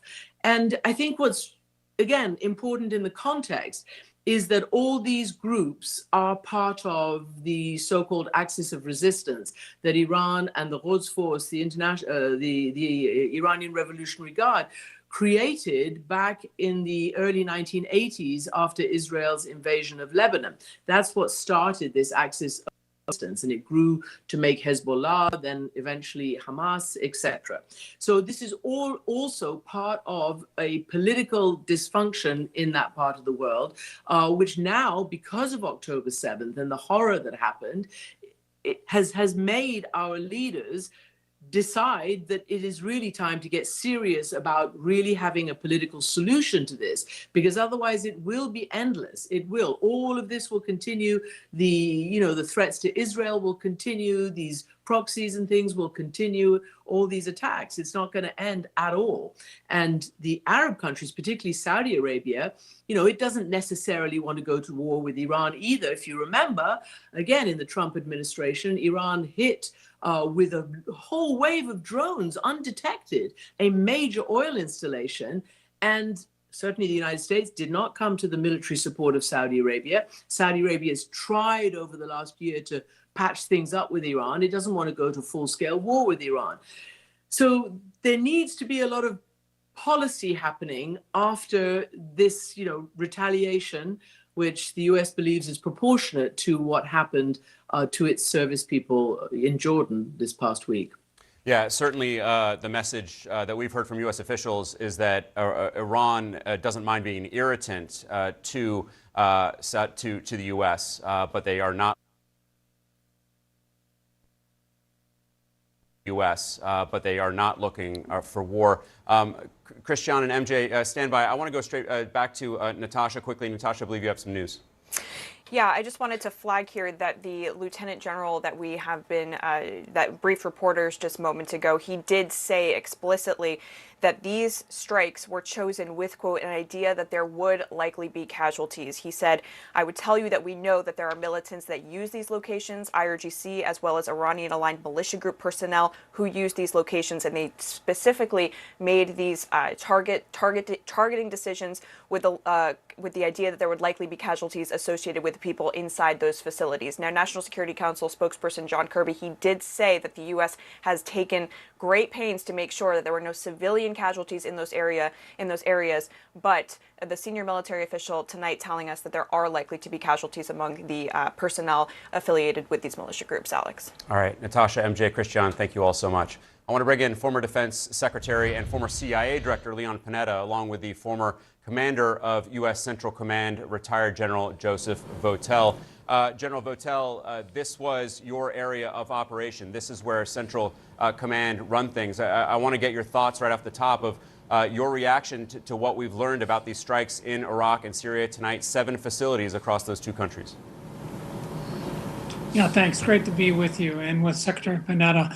I think this is about what we would have expected. It looks like these strikes were really oriented on going after the infrastructure, the locations, possibly facilitators associated with this, and was designed by its scope and scale to have as big of an immediate impact as it could possibly have. Certainly, it probably hasn't gotten all the leaders and others that are associated with that. Perhaps that'll come in the coming hours or days. But it looks to me to be a pretty good strike against those persons, those facilities most directly linked to the attack last Sunday. And Secretary Panetta, we just heard Natasha at the Pentagon reporting that the Pentagon designed these strikes essentially with an idea that there would be casualties. So they were hoping, it appears, that there would be casualties in response to the deaths of these 3 Americans last weekend. Do you think what happened tonight, in just half an hour, we're told, will be at least a first attempt at, or will be an effective way to deter these groups, at least with this first salvo? Yeah, look, I think the whole point here was to send a very strong and clear message to Iran and to the proxies that Iran has, that we, United States, will not tolerate the killing of U.S. forces. This was a stronger response than what we've seen in the past, using B-1 bombers, hitting 85 targets, and targeting the IRGC, the Iranian forces there. And I think it had to make the point that, yes, we are going to send a message that you're going to pay a heavy price. And hopefully that's the case. We won't know till we get all the damage assessments, but I think this was an important first step. General Votel, if you were still in your former position as the head of Central Command and you were talking with Secretary Austin about the path forward, what would you be recommending? Well, first off, what we should expect is in the next few hours here, 24 hours, there'll be a lot of evaluation of the strikes we've made to make sure we understand exactly what happened, and if some of those need to be restruck, then they are. But certainly now, moving on to perhaps continue to go after the broader network here of leaders and others that will respond to this. It's really important to appreciate that the way that we target these networks is we do learn by how they respond to this. They'll clearly be talking about this. We'll learn something about this, and that will inform hopefully the next series of strikes that we're going after. And of course, we've got lots of tools in the kit bag here.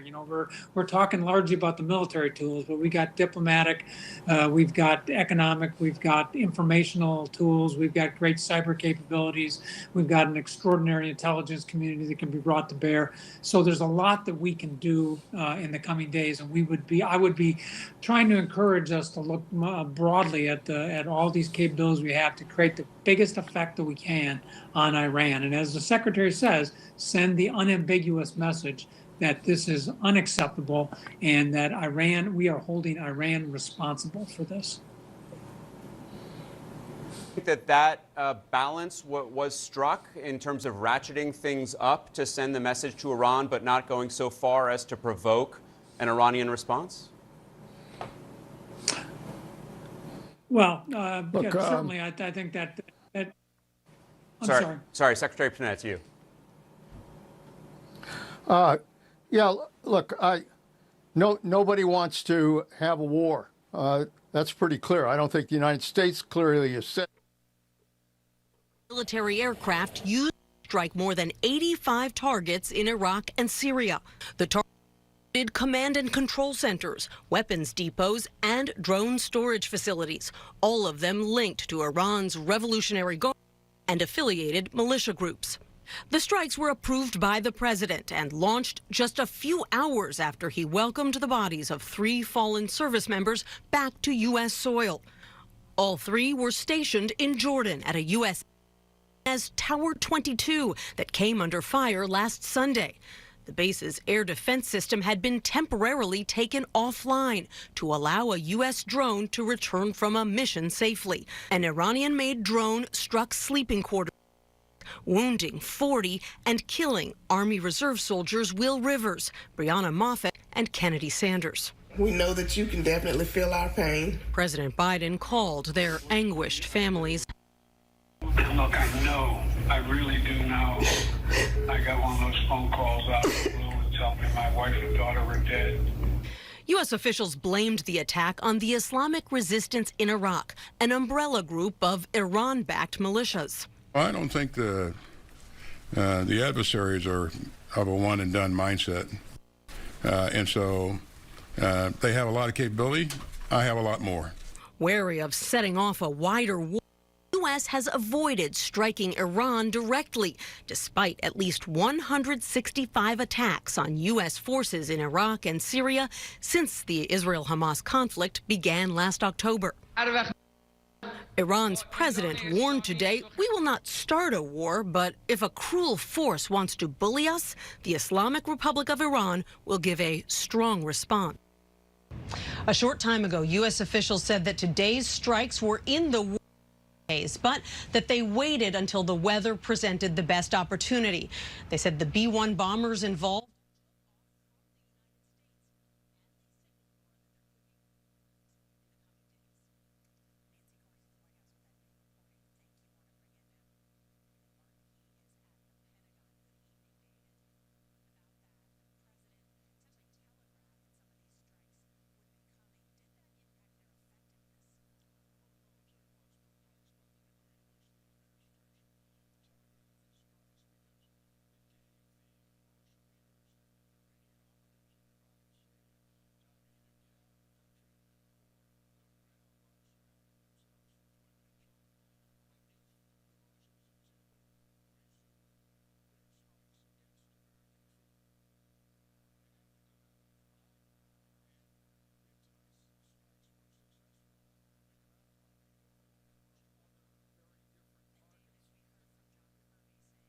This began tonight, but it won't end tonight.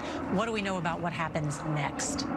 Well, Defense Secretary Austin said the president has directed additional actions against both the militia and Iranian Revolutionary Guards. Officials here say there will be at least one more day in Iraq and Syria, and there will also be another round of joint U.S. and British strikes against Houthi targets in Yemen. That's an important point, David. There are multiple targets in different places happening. Thank you. And on that note, tonight there are heightened fears of a widening war in the Middle East. CBS's Deborah Patta traveled to the Israel-Lebanon border this week, and Deborah is with us now. And so, Deborah, is there a risk of response from Hezbollah? Now, Nora, it's unlikely that Iran will choose to respond directly against the U.S., but one possibility would be through its proxy armed group Hezbollah, which, as you say, is based in Lebanon, right on that Israeli border. The Israeli military has been trading fire with Hezbollah fighters since the Hamas attack on October 7th, and increasingly there has been a lot of saber rattling. Israeli troops are on the ready in the north, and Prime Minister Netanyahu has threatened to turn Beirut into Gaza, while Hezbollah's leader, Hassan Nasrallah, has warned that if Israel wages war against them, it will be very costly.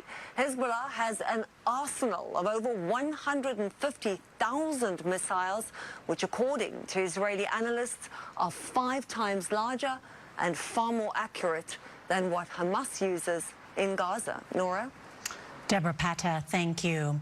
For more context and reporting, let's bring in CBS's Margaret Brennan, our chief foreign affairs correspondent. So, Margaret, the president has made clear he doesn't want a wider conflict, but this is difficult. I mean, they are trying to thread the needle on this. They really are, Nora, and this is going to be measured in terms of deterrence. Success can be judged by whether these Iranian-backed militias continue to have more than 165 times just since the month of October, with last weekend being the deadliest. Now, the president's also trying to decide whether to keep that U.S. military presence in the region, 3,400 troops between Iraq and Syria. Is it essential, or are they at risk? 3 officials in the past week have said to me that Iran has lost control of some of these militias. That makes it harder. But of course, they're very close with the militia Deborah Patta mentioned there, Hezbollah in Lebanon. So Israel's ongoing war has the entire Middle East on a knife's edge, and President Biden's just trying to keep out of either the U.S. into a war or going head-to-head with Iran. Some Republican lawmakers have said these strikes are pinpricks. Why hasn't there been an effort to take out the IRGC, these Iranian groups that have been embedded, whether in Yemen or Iraq or Syria, command and control?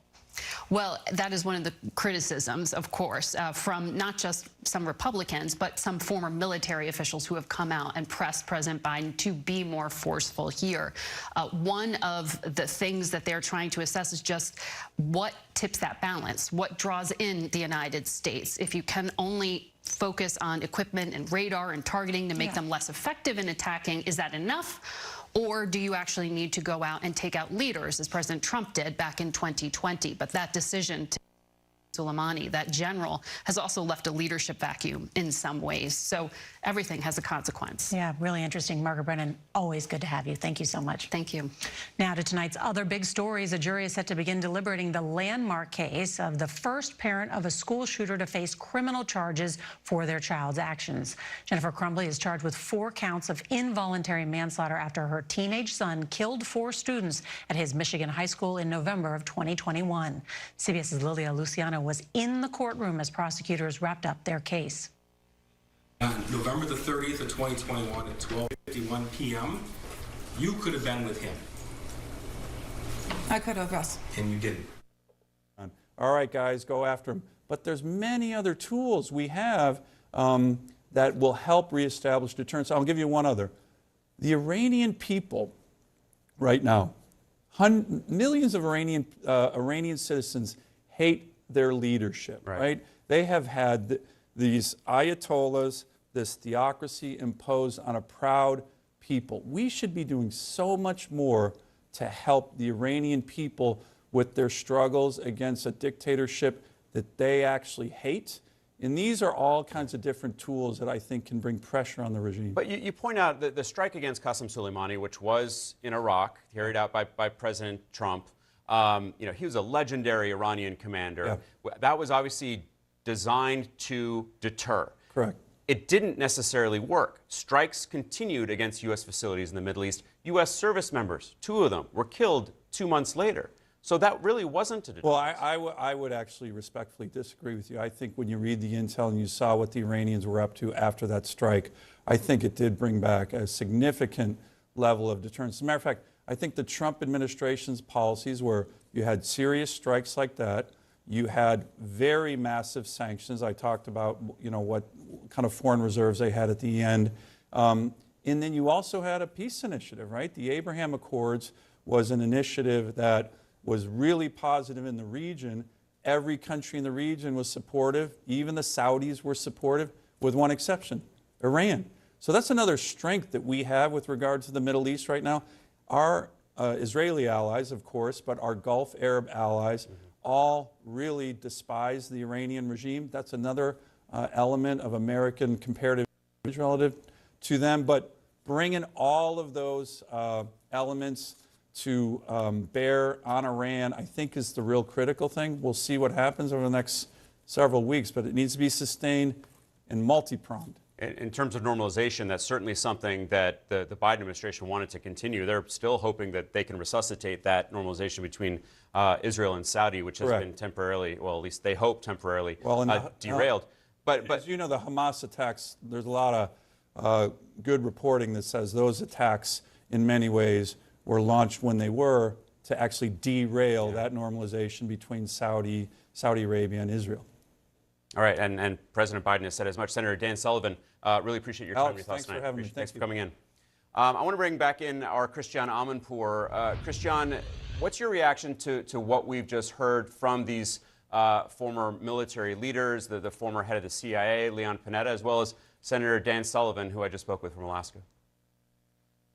Well, look, I think the idea of really not just sending a message, but actively for the Biden administration, for the United States, try to stop the actual wherewithal with which these militias are able to attack Americans. That's self-defense, that's deterrence, that's all, the things that the president has said that he wants to reestablish and to make sure that they are not able to do it again. I just think that it's really important for people to remember the facts. And that is that President Trump, he thought that he could do exactly what many others thought they could do and somehow defeat Iran his way. So what he decided to do, if you remember, was pull out of the Iran nuclear deal, pull the United States out of the Iran nuclear deal to the extent that it then collapsed. Now, that was an arms control deal. There were plenty of things wrong with it. It wasn't a complete, overarching political and all the other bits, but it was an arms control deal on the nuclear matter. And it actually worked. Since President Trump brought the United States out, Iran has been enriching apace and is much, much, much closer, very close, if it wants, to the nuclear weapon that the United States, Israel, and all the others didn't want it to have. That's one thing. Then President Trump thought that maximum pressure would beat Iran, and it didn't. So the problem is that these are tried and tested but didn't work methods, and there is just a huge political crisis in that region that has to be really solved. And don't forget, right now, whatever people think in the United States, in the Middle East, in the Arab and Muslim world, they look at the war in Gaza, frankly, as Biden's war as well. So yes, they're trying to get the peace and negotiations and get normalization, but this is the crux of it. This is the crux of it. All right, Christian, thank you so much, and we'll be right back.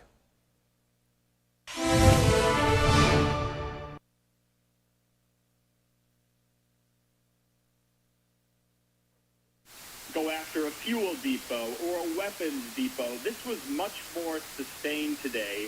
Drone storage facilities, command and control operations centers, and so much more.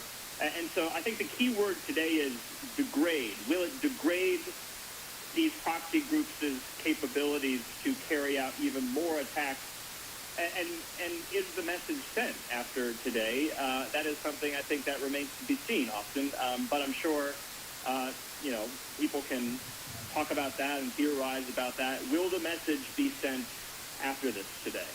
Andrew Kraft joining us via the telephone. We missed you here on the desk today as this major story develops. We appreciate your time and take care. Have a good weekend. Thank you. All right, let's move away real quick for a quick commercial break. We are going to be joined by Benjamin Rad. He's the UCLA professor who we want to dissect Iran's involvement in all of this. We're going to take that 2-minute commercial break. We'll be right back with more coverage.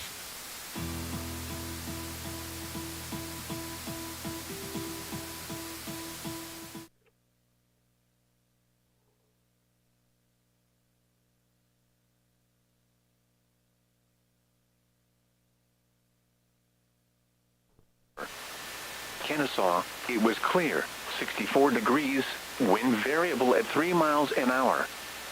Elsewhere around the region, Athens, it was clear, 66 degrees, wind west at 5 miles an hour. Gainesville, it was clear, 65 degrees, wind west at 6 miles an hour. Macon, it was clear, 66 degrees, wind west at 5 miles an hour. Columbus, it was clear, 68 degrees, wind north at 3 miles an hour. Birmingham, it was partly cloudy, 65 degrees, wind north at 3 miles an hour. Rome, it was clear, 66 degrees, wind southwest at 3 miles an hour. Chattanooga, it was partly cloudy, 66 degrees, wind southwest at 6 miles an hour. Asheville, it was clear, 57 degrees, wind north at 13 miles an hour, gusting to 23 miles an hour. Augusta, it was clear, 62 degrees, wind calm. St. Simon's Island, it was clear, 59 degrees, wind south at 5 miles an hour. Here is the official forecast from your National Weather Service for the Atlanta listening area. This afternoon, sunny.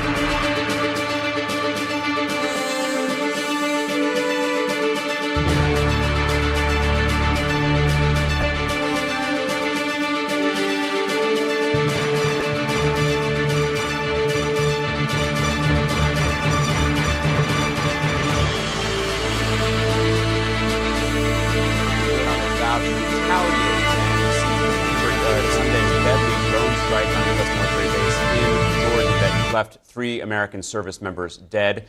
Joining me now is the chairman of the Senate Intelligence Committee, Democratic Senator of Virginia, Mark Warner.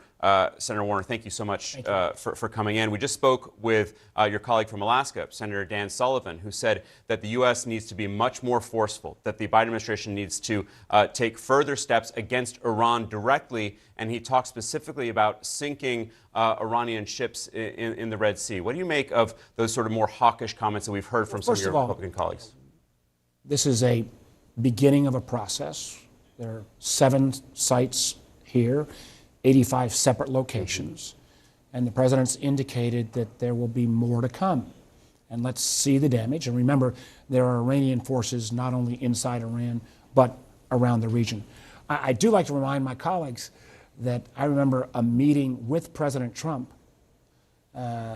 where he indicated at that point that he was going to strike Iran itself. He thought better of it and decided a time and place where he could effect the most damage without breaking into full-fledged war with Iran.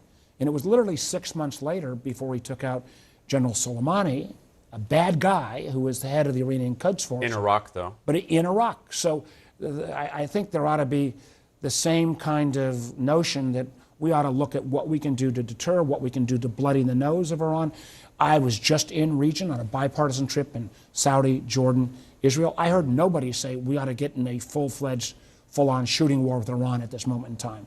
Particularly as when we think about not only our ally in Israel, but those Sunni Arab states who are in the region. So let's see how this campaign plays out. The one place I do hope that we will see more action, and that is with the Houthis. The Houthis are, I think, has been reported in publicly that they are, frankly, they get funded by Iran, but they don't follow their lead. Right. And so far, our pushback against the Houthis, where we've only taken out their missile launching capability, has been not enough. So I think we need to go to command and control against the Houthis as well.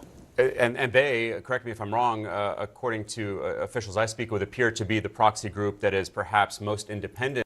But you are the chairman of the Senate Intelligence Committee. You have access to all kinds of intelligence when it comes to not just Iran, but the whole region. At this moment, what concerns you the most? What concerns me the most is how many different ways this region could completely erupt into full-scale war. What concerns me a lot is, and thank goodness these... Even if they don't want it, as you just said. Even if they don't want it. One of the things that concerns me a lot is that until very recently, the Israeli government, for example, was not paying the Palestinian security forces who help keep the peace on the West Bank. Right. And last thing Israel needs is a second front on the West Bank. What concerns me a lot is Israel's rightful concern about Hezbollah in Lebanon, but the other notion of opening up a full-fledged conflict on the north. What concerns me a lot is the Houthis' ability, frankly, yes, with Iranian arms, but it now appears to be on their own volition. I mean, the Houthis, one thing is they're not very good at governing, but they're pretty good at warfare. They stood up to the Saudis and the Emiratis for multiple years in their civil war. But what they're doing in the Red Sea, and frankly, we have 11-nation coalition striking back against the Houthis. The British have participated in our strikebacks, but I think we need to ratchet that up. So you can't look around the region, but I would also add, because the other thing that I'm frankly obsessed about is this border in Ukraine deal. One of the things that people are saying is we have to look at what America stands for. Will they respond? Will they stand by their allies? We would make a historic mistake, in light of the fact that the Europeans came up with 50 billion euro of additional funds for Ukraine, if we were to walk away from support of our Ukrainian allies. And that includes support for Israel as well. As you noted, you just came back from the region. When you see tonight's strike, when you see that the U.S. is trying to be much more aggressive when it comes to the Iranian-backed groups, how much more concerned do you grow about Israel's northern border with Hezbollah and what Hezbollah might do? Because, of course, they are arguably the most formidable Iranian proxy group. Well, I think Hezbollah, it's been clear in this roughly 110-day conflict since October. They know what happens if they get into a full-fledged shooting match with Israel. Israel will have the capacity to push them back at great cost, but it would also be great cost to Israel. So they have actually been relatively restrained. So I'm with all of my colleagues who say we should be punching back firmer against Iran. I would, point to how President Trump dealt with this, where he chose a time and place where he could send that strong message and did effectively.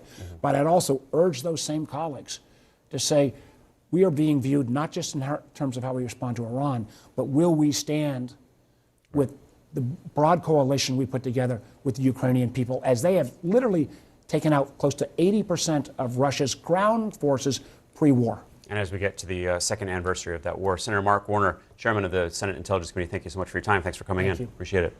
And we'll be right back.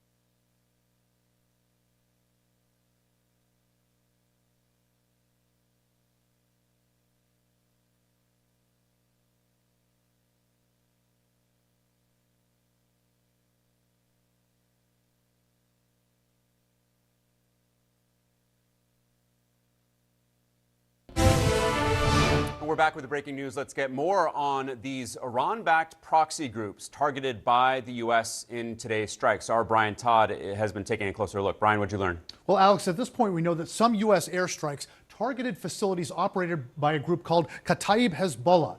U.S. officials have said they believe Kataib Hezbollah was responsible for the attack on Sunday, which killed the 3 American service members in Jordan.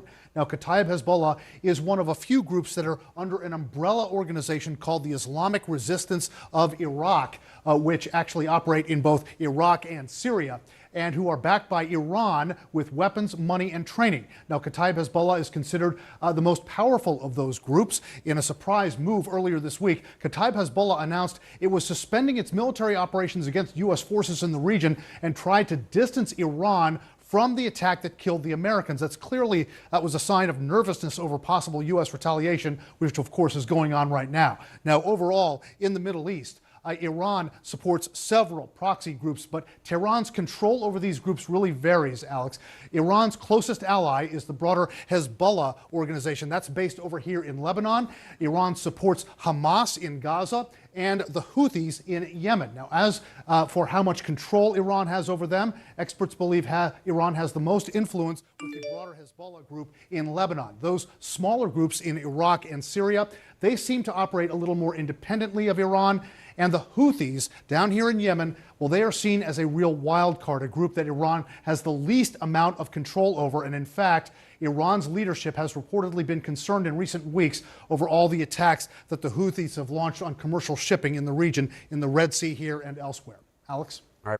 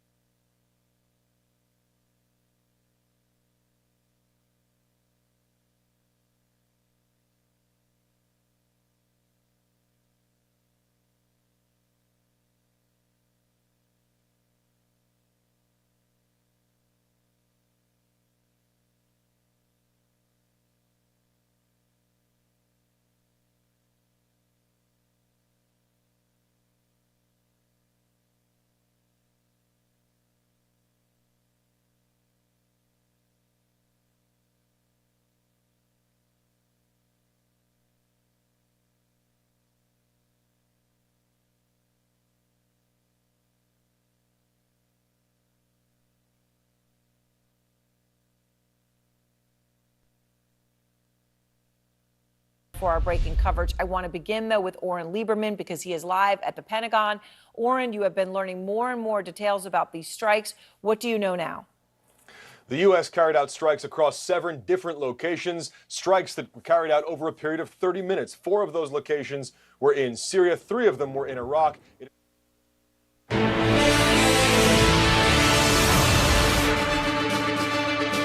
Iraq,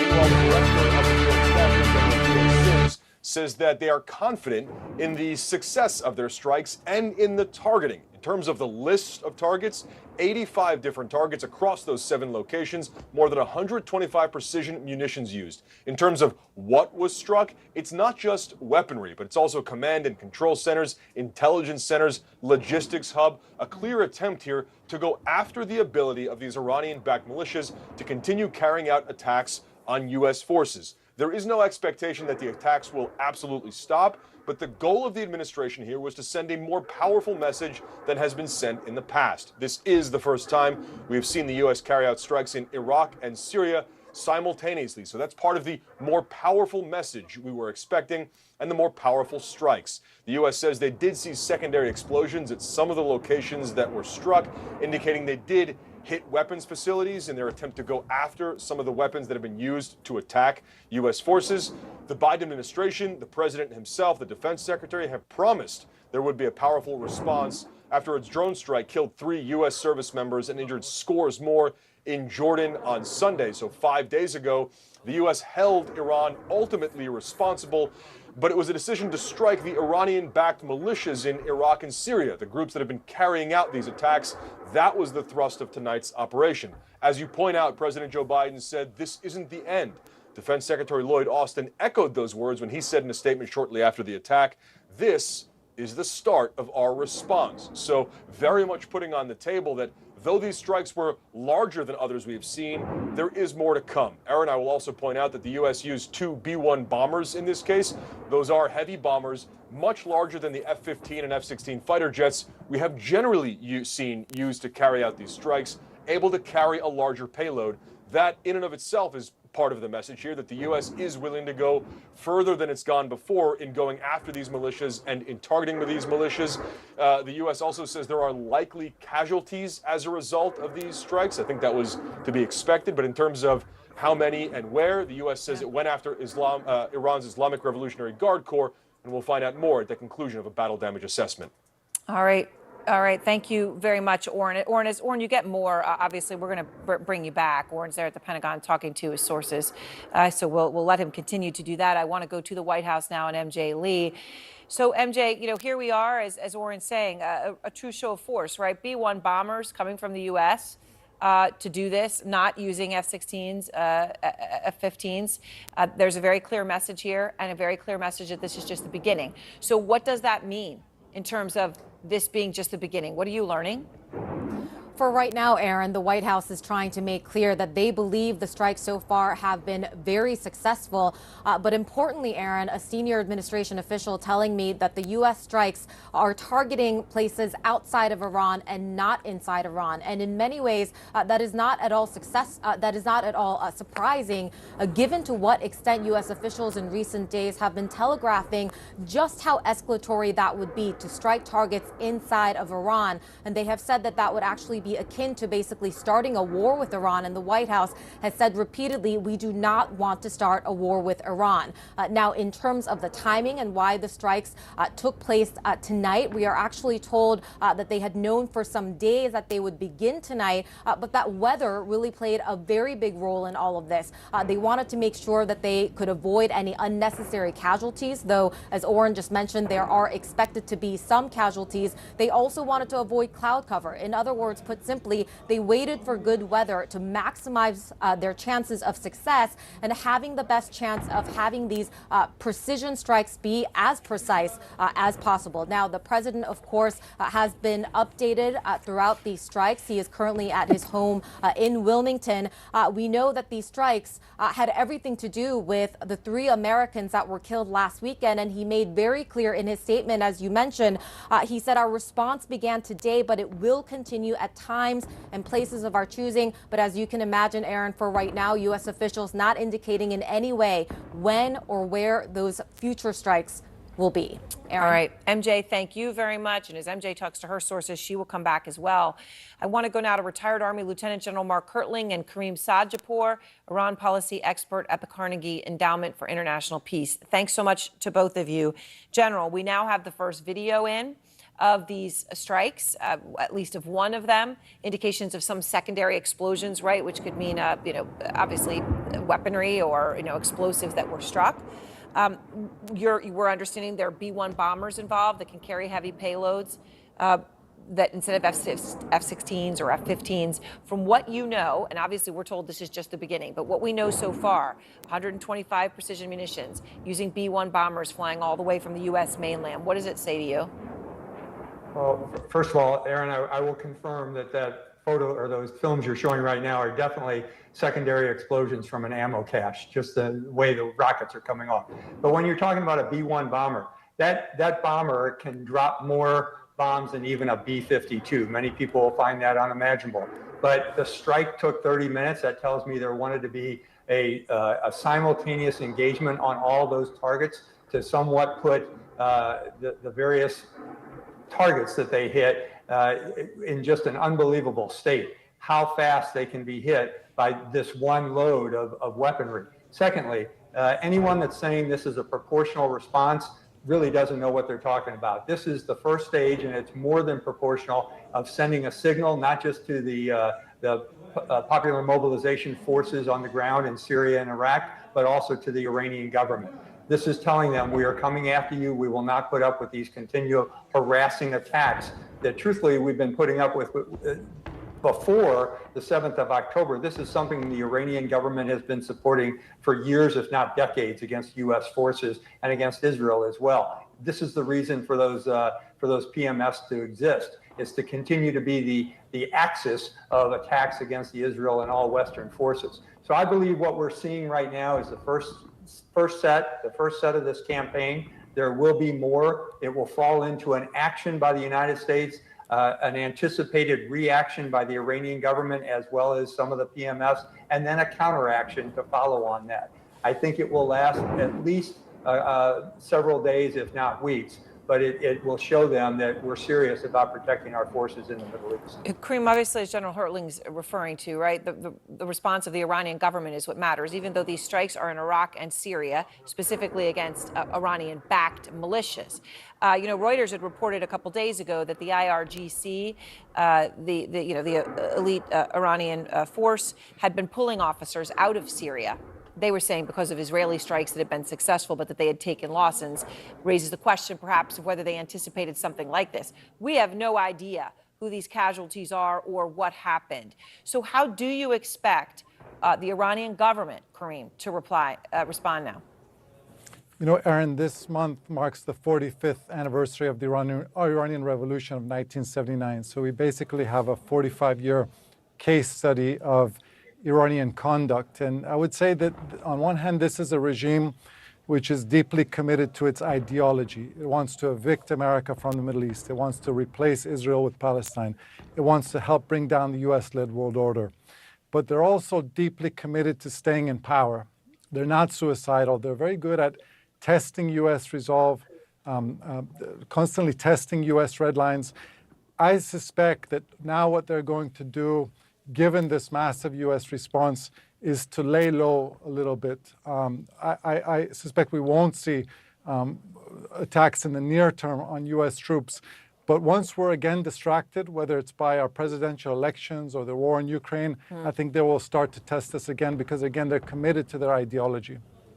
General Hertling, what do you make of the fact that it appears that the IRGC, again, that Reuters report, had been trying to pull out senior officers from Syria?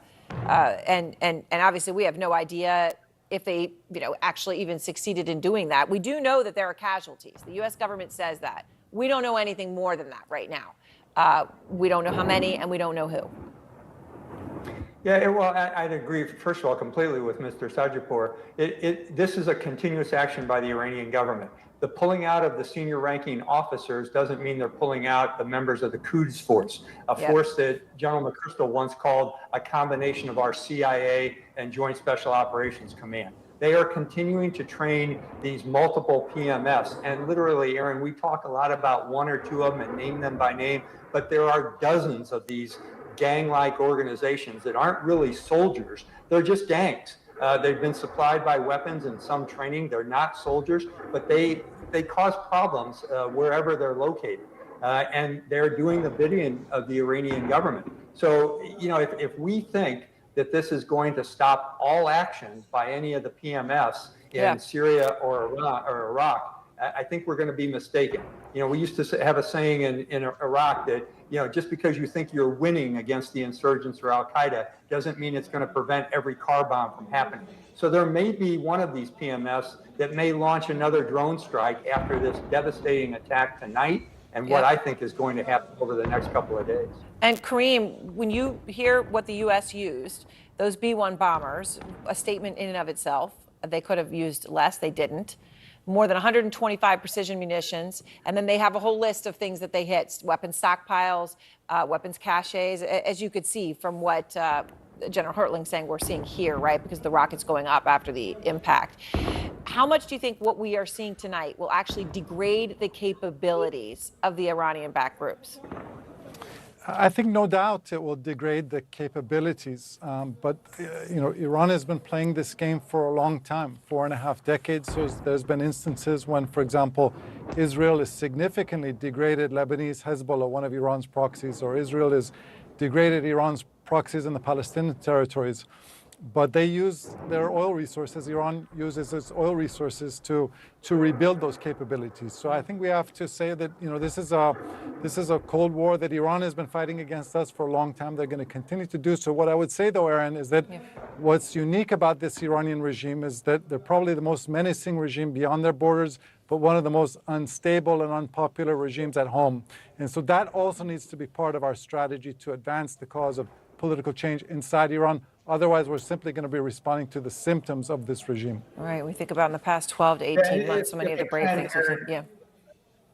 Yeah, if I can, Aaron, on that, that's a great point, because what we're seeing and what we're enamored with are these kinds of kinetic strikes. But there is going to be more. I think this multi-level operation that the Biden administration has formulated is going to include covert action, cyber attacks, and other things that we may not see. All right. Thank you both so very much. I appreciate it. And of course, at least in this specific instance, the reason that this is happening tonight is because of what is happening in Israel and Gaza. And I want to go to Tel Aviv, where our Nick Robertson is out front. Nick, this is part of this escalation, you know, since October 7th of what we've seen, the fears of a broader war.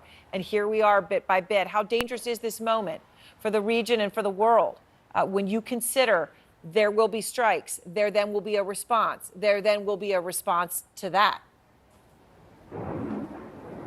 Yeah, there's always dangers for miscalculations. I think what post-October 7th has shown and what the United States is responding to in Iraq and Syria tonight, and your guests have just been talking exactly about it.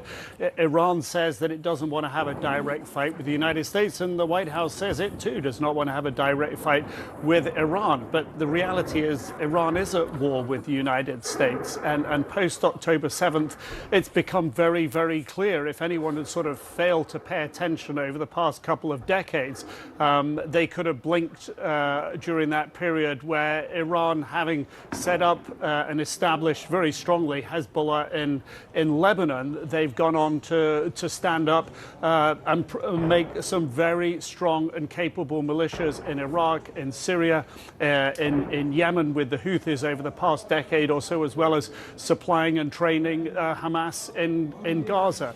So the period that we're in at the moment is where we can see, the world can see all those strings leading back to Tehran. And at the moment, it's convenient to avoid escalation, not to fight them by going to the ends of those strings to Iran. It's convenient to target the Houthis when they're about to launch missiles to take out ships in the Red Sea. It's convenient to target these militias and their weapons stockpiles, as we're clearly seeing now in Iraq and Syria. But I think the bigger picture is ultimately that threat, as your panel have said, doesn't go away. Iran's objectives vis the United States remain exactly the same. That problem just doesn't go away. All right, Nick Robertson, thank you very much. Alive in these early hours of Saturday morning in Tel Aviv. I want to go to Major General Spider Marks at the wall right now. And General Marks, just to understand exactly what we're seeing here, right? Strikes targeting Iranian-backed proxies. No strikes inside Iran, notable and important. Can you just walk us through exactly the significance of what we're seeing here right now? Yeah, Aaron, at least what we know right now is the strikes took place essentially in this area. We don't know precisely where. 85 individual targets, 7 clusters, if you will. What's significant is the United States did not strike into Iran. But look, you know, the historic trade routes that have existed in this part of the world forever have come from Iran, and they migrate through, in this particular area, this Shia arc, if you will. This axis of resistance is what we've now called it. So the United States, I think, very wisely has chosen not to strike into Iran. But as Nick just indicated, let there be no doubt, the United States truly is at war with Iran in a tactical level right now. There is a strategic competition that's taking place, and right now the United States is trying to assert itself and to get into a leaning forward posture so that we're just not responding to what the Iranians are doing. We need to take the initiative, and this is what this first strike is all about.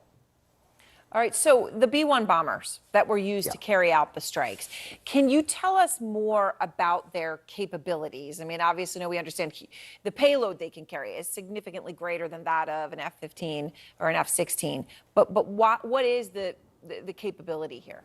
Yeah, 2 things in particular identified here, and you just mentioned one, 24 cruise missiles plus a number of gravity munitions, gravity bombs, very, very capable.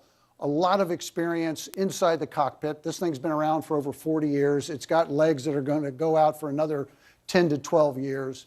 But also unlimited range. You can keep refueling this thing. So these bombers, I assume, flew from the United States, refueled en route, very precise targets, made it very crystal clear that this is what they're going after.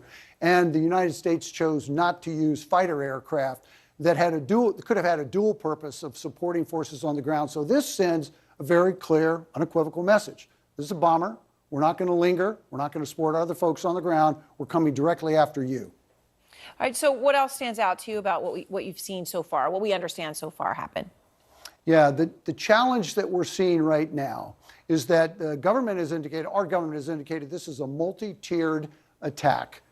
The challenge is, what does that really look like? I would hope it would be a whole of government type of attack. We've got economic sanctions we can continue to pour on. We've got incredible cyber capabilities. We've got great diplomatic capabilities. And also, the multi-tiered, in my mind, doesn't have a time horizon. We should not be in the business of saying we're going to be there another couple of days. The questions will be asked. How long will this take? It'll take as long as it takes. The United States needs to be able to assess the damage that's taken place so far, and then the target set's going to evolve as a result of that. So this thing will cascade and will escalate in terms of volume, I would hope, over the course of time, until at some point we say we've achieved our objectives. All right, thank you very much. I appreciate it, General. Thank you, Aaron. All right, and next, the breaking news. Ukraine's Zelensky now calling the top general that he fired days ago his, quote, commander-in-chief. What is actually happening here? Did Zelensky suddenly change his mind? Also breaking this hour, the start of Trump's election interference trial. That crucial trial, we have just learned, has now been postponed indefinitely. We'll explain exactly what happened.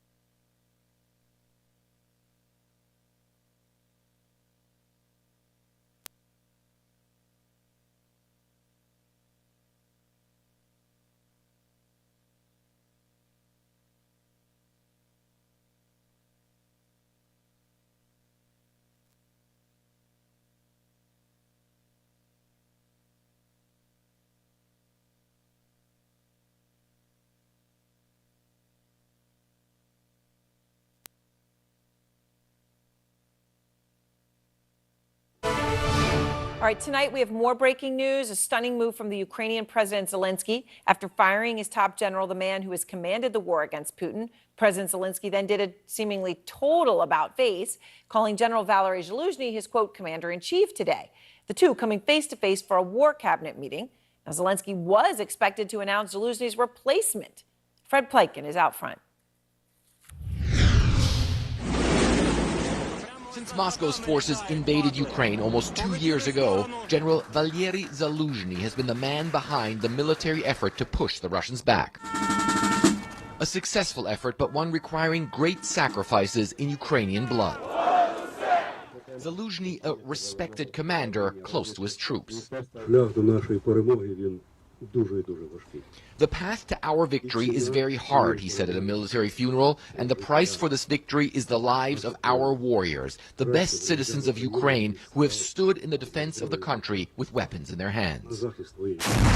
But after Ukraine's large-scale counteroffensive failed last year, Kiev's forces making little headway while suffering major losses, relations between Zaluzhny and Ukraine's president, Volodymyr Zelensky, appeared to fray. Zelensky seemingly critical of his top general's strategy. I have working relations with Zaluzhny. He has to answer for results on the battlefield as commander-in-chief together with the general staff, Zelensky said. There are many questions. Zaluzhny remains extremely popular. A December Ukrainian poll finding nearly 90% supported him compared to around 60% for Zelensky. Another point of contention between the two, further mobilization of soldiers to beef up the armed forces, but also to give troops fighting on the front lines for months a breather. Zaluzhny saying it's going too slow. As for the local mobilization offices, as of now, frankly speaking, I am not satisfied with the work of the mobilization offices. If I were satisfied with their work, we would not discuss this bill.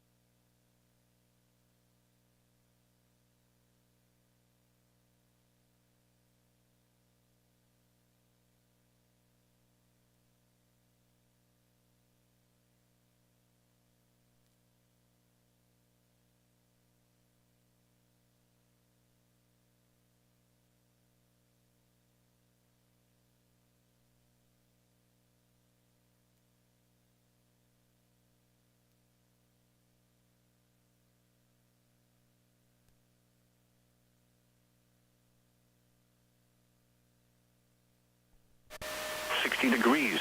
Dew point 39. Relative Breaking news, humidity federal election 45%. interference case against Donald Trump Wind is now northwest at postponed 8 miles indefinitely. an hour. The trial was scheduled to start Pressure March was 4th, but the ongoing 29.92 appeals about inches Trump's and claims steady. of presidential immunity Around are Atlanta, making that start Chandler, date impossible. And Ryan Goodman is out front.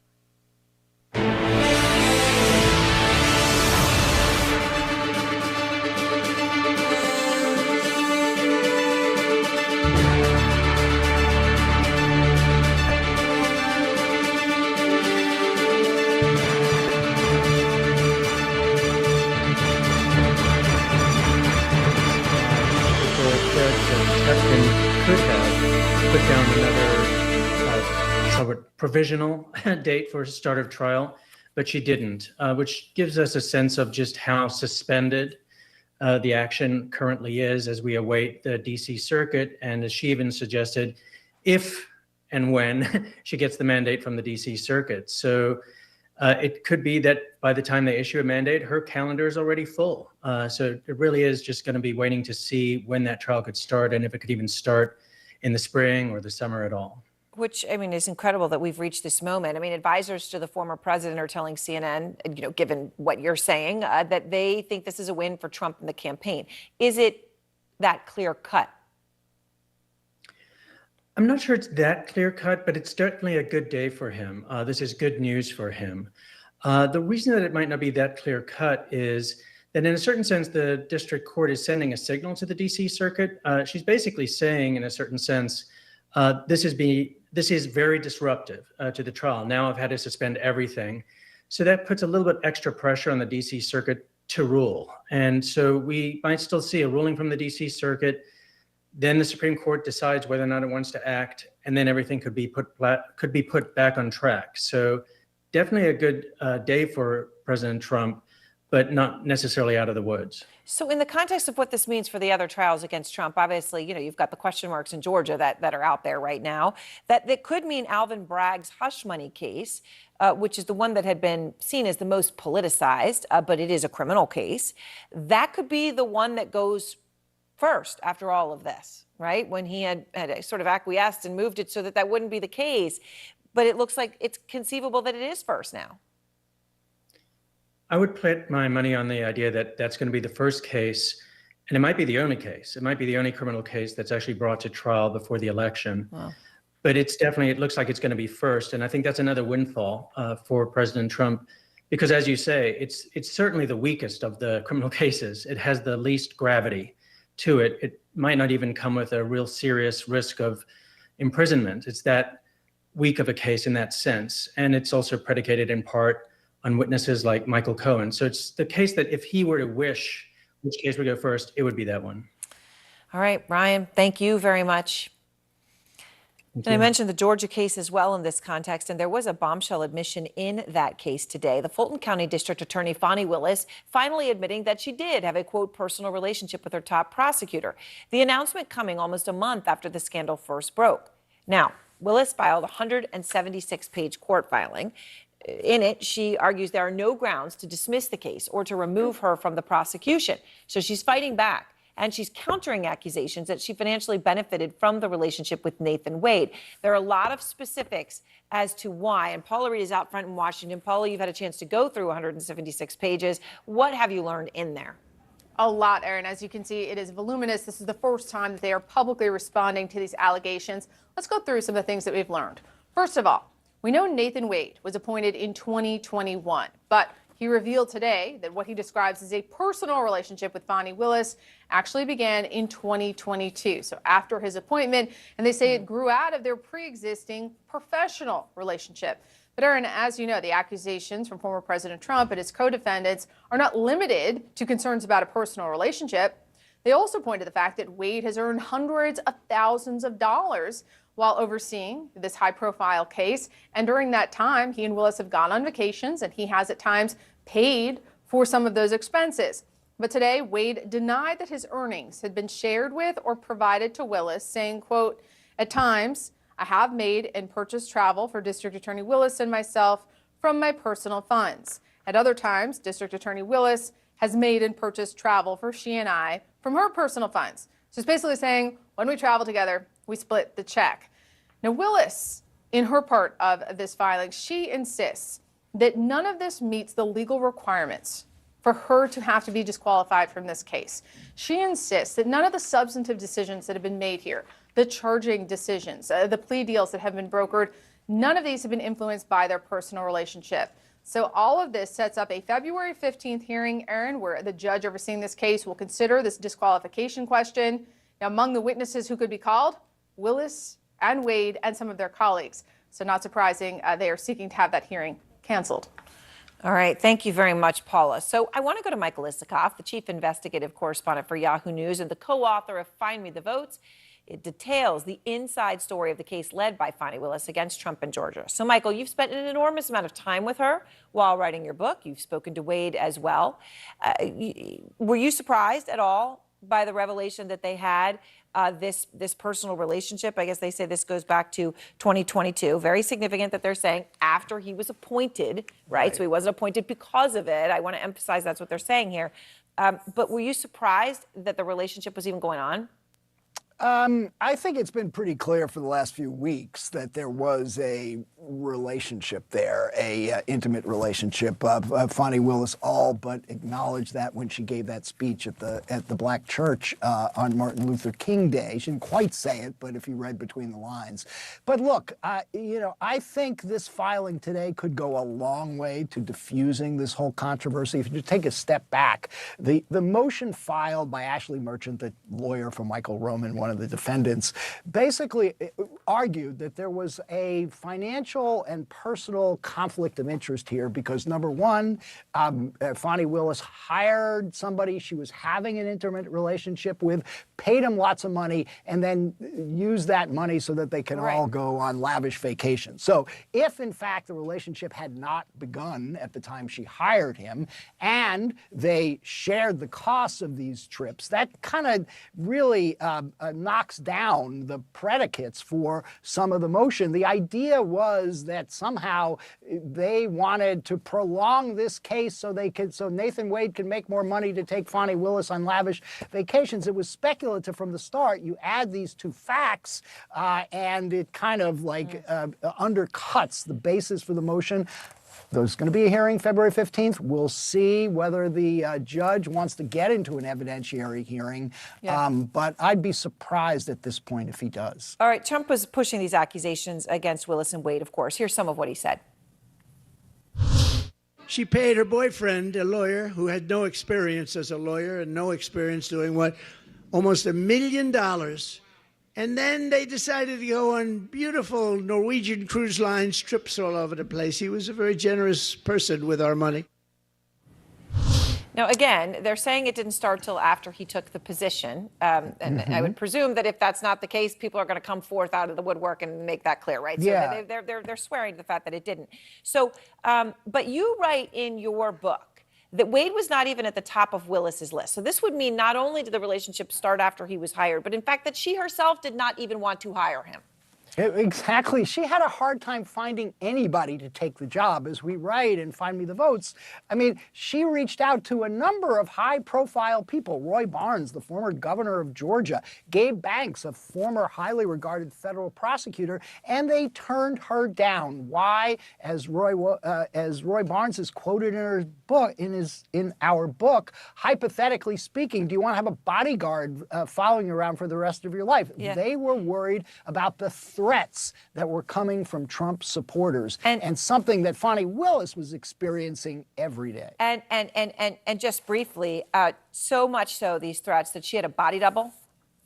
Yes, this is one of the most dramatic, extraordinary stories of this whole saga. The night of the indictment in August, where she makes that late night announcement, it was about midnight, to all the press corps. The Fulton County staff had picked up an assassination threat on a MAGA website. The best time to shoot her is when she leaves the building. So they arranged this whole elaborate decoy operation. Fani Willis goes back from the press conference to her office, takes off her black business suit and pearls, puts on sweats and a baseball cap, and a body double, somebody on the staff who resembled Fani Willis, puts on the business suit underneath over a Kevlar bulletproof vest and drives out. Fani Willis is smuggled out the back door of her office to an undisclosed location.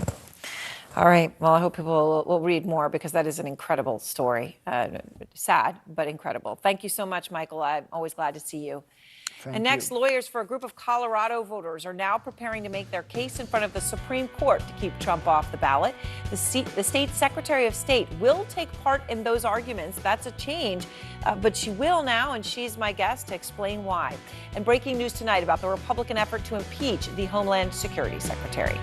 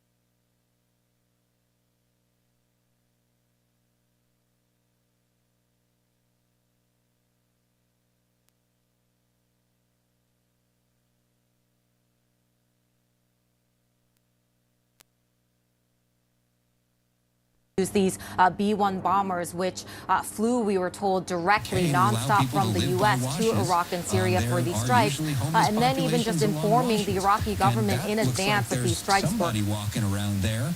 I don't know if that was law enforcement or not. That was not somebody in the white T-shirt we saw earlier. Right. But it is hard for Skyfox unless they have another outfit. You know? Had a jacket with them. Right. You know, as we watch this here, Alex, when I saw that person ride by on a bicycle, it let us know that there are pedestrians and that there are people down there. So that's the moment you ask the question, how did this happen? Did he lose control? Hard to tell, Alex, in the shot that we saw that would be a very interesting strategy to drive the vehicle into a wash and try to escape that way. I mean, that would really be something, although so far it appears that it's been a successful strategy in terms of eluding law enforcement. It does look like if we go back full screen, I don't know if Skyfox can move over, but it looked like there was a homeless encampment that we just saw near, at least some tents right near where this is all happening, which is going to make this whole thing even more complicated. So we've got a lot of different LA stories all coming together here at one time. We were supposed to start our broadcast by, look at the encampment there. What a mess. So we were supposed to start our broadcast by talking about the massive storm that's supposed to come over the weekend, Sunday and Monday. LA Mayor Karen Bass is giving a briefing right now at City Hall with folks that you can watch at foxla.com. That is supposed to overwhelm areas like these washes, which is why there's been an effort to try to get these homeless people out of there ahead of that big storm that is coming. Then, of course, the biggest story in Southern California is often pursuits. We're following one now, combined with our other biggest story that's the #1 issue for people here, which is homelessness. And they've all now come together in one story in this area near our freeway in the middle of rush hour traffic. This could be a game changer with this suspect now blending in, perhaps, in these homeless encampment areas. We've got the helicopter overhead. We're going to continue to follow this. If we get a development, we're going to bring it to you. In the meantime, we're going to go back. We're going to go to that mayor's press conference to try to give you this important information that could be life-saving information about the storm that's upcoming. So Skyfox is going to stay here. As soon as anything happens, we'll go back to it. In the meantime, to LA Mayor Karen Bass live in downtown Los Angeles. First to come out, and I thought that was the suspect, and that wasn't. Okay, so Oscar Westfall here with Live Now as our friends at KTTV Fox 11 Los Angeles move on from their coverage of this pursuit. We're going to stick with it. We still have their live feed of their camera, their chopper camera that's above this. And for those joining, this is a Fox, what we're looking at really is a police pursuit that has seemed to, and I hesitate to say that it's ended because we don't know where the suspect went. We sure know that the vehicle he was driving, which appeared to be a dark-colored pickup truck, drove into a wash just underneath these freeway overpasses. And right now, and if you were listening to Alex Michelson on the anchor desk in Los Angeles, they were talking about how this suspect appears to have perhaps blended in to a group of tents and some homeless people that are underneath this freeway overpass. When the guy got out, and that looks to be maybe a police motorcycle, of course they're going to be blitzing this entire area to try and find this suspect who appeared to be wearing a white shirt when he was walking away. He did walk away from the vehicle underneath the overpass where the cameras simply lost him. We don't know where the police are at this point, or we just have this one image of one officer on his motorcycle, but for the majority of this pursuit, they were in what we call tracking mode, which is what we often see when a driver is driving so erratically that the cops actually back off of the suspect in order to basically calm their nerves and some sort of hope that these suspects drive a little bit safer. And what we see from this suspect right now is he seems to have parked himself underneath this freeway overpass. We'll watch as these law enforcement officers make their way through this portion of this wash. We don't have the exact street crowd, and there they go, right on command. Foster Road, they were earlier in Whittier, which is a northern part of Orange County. There's a police cruiser. We'll keep watching this to see, and it looks like this motorcycle officer will meet up. It'll be curious to see, and I'm curious myself as to what we may be hearing over the police scanners at this given moment. We don't have access to Fox 11's resources at our disposal in immediate time. If they, in their newscast, go back to this story, we'll bring their live coverage back on air. But for now, we're simply stuck with this live image. We are going to take a quick commercial break. We'll take a 2-minute commercial break. We're going to reset here. We'll bring you this live feed back in 2 minutes. We're going to keep over this.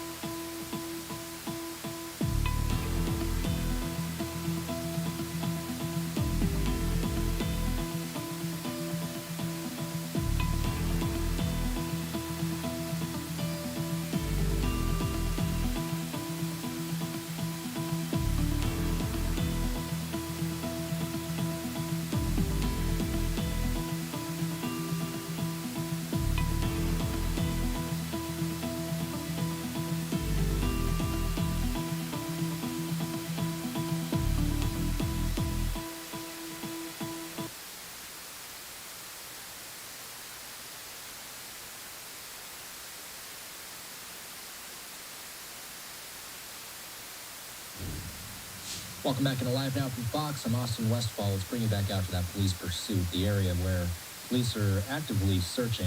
We just heard from our partners at Fox 11 that an arrest has not been made so far. We don't have any information on whether or not they have any eyes on this suspect or if they have a general idea of where he may be located. But as you can see, the area that they're working with is an area where we have some homeless encampments, and that's only going to complicate matters further as police search for this suspect. He was driving like a maniac, frankly. He was driving a dark-colored pickup truck, weaving in and out of lanes, oftentimes driving on the wrong side of the road, very close, coming very, very close to innocent drivers driving the opposite direction. So many near misses, head-on collisions that could have happened, and this suspect ultimately coming to a stop underneath this freeway overpass, and that's where we are right now, and that's where Fox 11's chopper is, currently monitoring the grounds, and we, from all we can tell, we don't know where the suspect is, at least not from our chopper's perspective. So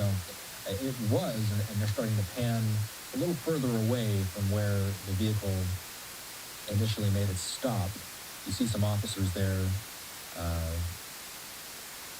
and we can only assume that these officers are working within a wide scope of this area as they try to contain this scene. It's a very tricky situation. Obviously, the complications are compounded when you're working with a homeless community that's in this area. We did not see the suspect after he went underneath this overpass. We saw him get out of the vehicle after he drove through a wash. He was driving over rocks and dirt and grass, it appeared, and eventually coming to a stop in a wash. Walking out of the car, it looked like he had a white shirt on at the time.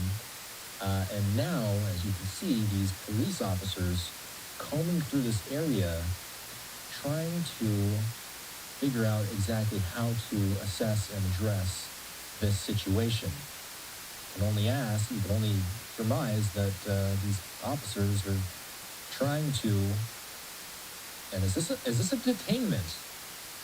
Now this is interesting. This person is being detained by this officer. We don't know if this is the suspect. We need to make this clear, giving a kiss goodbye. We need to make it clear. We don't know if this is the suspect, but it is awfully suspect that a detainment is being made in this area around this wash. This is basically the immediate vicinity where the driver of that stolen vehicle, the suspect of that stolen vehicle, had parked his car. He parked it in the wash. It looks like the helicopter is sort of trying to pan around to maybe some of these other tents in the area. Very interesting that there was one person being detained. It looked like the detainment happened without issue. I'm curious if we can get eyeballs on where the truck is in relation to where we're looking right now. The last we saw the suspect vehicle, it was parked in a wash underneath this freeway overpass. I believe it is right underneath the overpass that we're staring at right now. When we last heard from our friends at Fox 11 in Los Angeles, they said that no arrests were made. And then a couple minutes later, we see this gentleman who's sitting on the ground right now, this motorcycle officer, detaining him, putting his arms behind his back, handcuffing him, and sitting him down. We do not have any independent confirmation that this is the suspect related to this car chase. We're only working with what we can see simply right now. We are watching Fox 11 in the background right now. They are in the progress of their 5 o'clock news. If they turn back to this story, we will tap into their feed and we will bring you their coverage in real time because they're going to be getting the details. They're going to be monitoring the police scanners. What we're working with right now is their chopper shot. So we work with what we can see. And right now what we see is one man being detained. It did appear that when the suspect got out of that pickup truck, it did appear to be a male. We don't have any confirmation that an arrest has been made. We just simply know that somebody was detained in that area down there. It looked to be that the officer had a relaxed body language while the detaining was happening. The person that he was detaining also had a relaxed posture, appearing to give the woman next to him a kiss goodbye as he was being sat down. And that's where we still see that man sitting down. He's in the right portion of your screen, now off of your screen. But the man was being detained. Again, officers standing pat right now in this area where the suspect was stopped. And I shouldn't say the suspect was stopped. Really, the suspect drove over a wash until his vehicle almost looked like it was forced to stop as it made its way over some pretty rugged terrain, eventually coming to a stop in the wash area where you see police investigating right now. I'm going to mute myself for a minute here. I'm going to work behind the scenes to see if we can find out any more details about this situation. We'll keep watching. It does look like our friends at Fox 11 are back on this pursuit. Let's listen to what their anchors are saying. They try to, as a precaution, detain people, and they turn out to not be the suspect. But it looks like this person is being detained. When they first got out of the vehicle, they were in a white T-shirt. We don't know if they were able to grab a black sweatshirt or something from the vehicle. It was kind of hard to tell when it first happened. So is this their guy? Or is this just a guy who happens to be nearby that lives in the homeless encampment? They at least feel enough of a reason to keep him there with, it looks like, handcuffs on. So hopefully this is the end of this saga that we all just witnessed there. And if it is the end, Christine, amazing that nobody got hurt. That'd be amazing if they got this guy. I would love to know the backstory on this, and you have to wonder if the people that are in that encampment area, if they were helpful or not in this situation. And also there were homeowners. Home was right behind the encampment as well, so a scary situation. This person could have fled anywhere. This person that was driving the car, the suspect, did have dark hair, did appear to have blue jeans on. We talked about that white shirt. Don't know where this black jacket might have come from, but obviously police want to talk to this person. Okay, so we're going to try to get more information about what happened there. In the meantime, there is other news tonight and still ahead here on the Fox 11 News at 5. Fox 11 moving away from this pursuit again. Austin Westfall back with you on Live Now. We are going to keep with this. We still have their chopper feed coming into our newsroom live in real time. So we're going to just, and you know, we're really working with the same stuff that they're working with. We saw a man being detained, and that's really the extent of what we know so far. We don't know if that man is the man that was being chased by police and driving so radically through the streets of Whittier and other places around southern Orange County, which is located in Southern California, not too far away from Los Angeles. We still see the police chopper. That's a police chopper right there. And we can simply work with what we're looking at right now. And I'll mute my mic one more time because we are working our sources behind the scenes to see if we can find out any more details about this chase. Again, though, just to reset for anybody who may be joining now, there was a very erratic driver making his way through the streets of Southern California, driving on the wrong side of the road at very, very fast, dangerous speeds, coming very, very close to some catastrophic head-on collisions. Thankfully, it appeared that any sort of major collision was avoided, even though this driver was driving quite erratically throughout the extent of this chase. Once the driver made his way off of the freeway, he started driving on a wash, and he started driving on very uneven ground, some very rocky areas where we saw him driving through grass, rocks. It looked like the car was not made for the terrain that it was driving on, and eventually the vehicle came to a stop. At that point, we saw, and I should mention, by the way, that vehicle came to a stop underneath this freeway overpass. That's why we're so fixated on this area, because we haven't shown the vehicle, or at least our chopper hasn't gotten eyes on that vehicle in a while here. But there is a dark-colored pickup truck that was left by the suspect parked underneath that freeway overpass. And then after that, we did see the suspect get out of the car. He was wearing a white shirt. He made his way underneath the overpass, and that's when we lost sight of him. After that, it became apparent that this immediate vicinity that he stopped in also happened to be an area where a homeless encampment was. So that further complicated things. Police, encompassing the scene, we have seen one person being detained so far. The person was wearing a black sweatshirt. He's not wearing a white shirt like we saw the suspect wearing who got out of the car. That is not to say that it was not the suspect, though. We need to make it plainly obvious that there was a good amount of time that passed between the last time we saw the suspect and when we saw that detainment being made. There's no telling if the suspect may have changed clothes, been given a black hoodie to wear. There's no telling if the person that was detained is even the suspect. As Alex Michelson was saying, the Fox 11 Los Angeles anchor who was just speaking, as he was saying, we simply don't know. But clearly police did have, at least in their view, the police holding that suspect. Last time we saw the suspect, he was sitting on the ground. They're fixated on a cul-de-sac right now that's a little bit of ways from that scene where the suspect, or where a person, I will say for now, has been detained. We've been seeing these police cruisers gathering together, and sometimes when we just have visuals to work with like we do right now.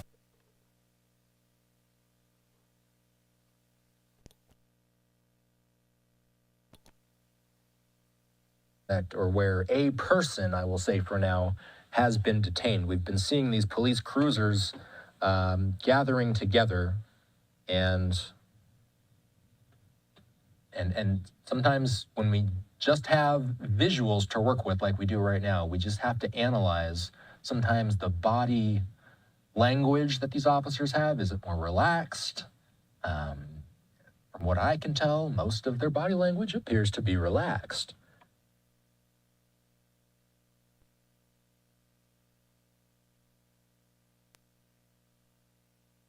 So we're going to continue to watch this. I can't tell quite where I'm at right now. It's tough to tell if that is still the suspect.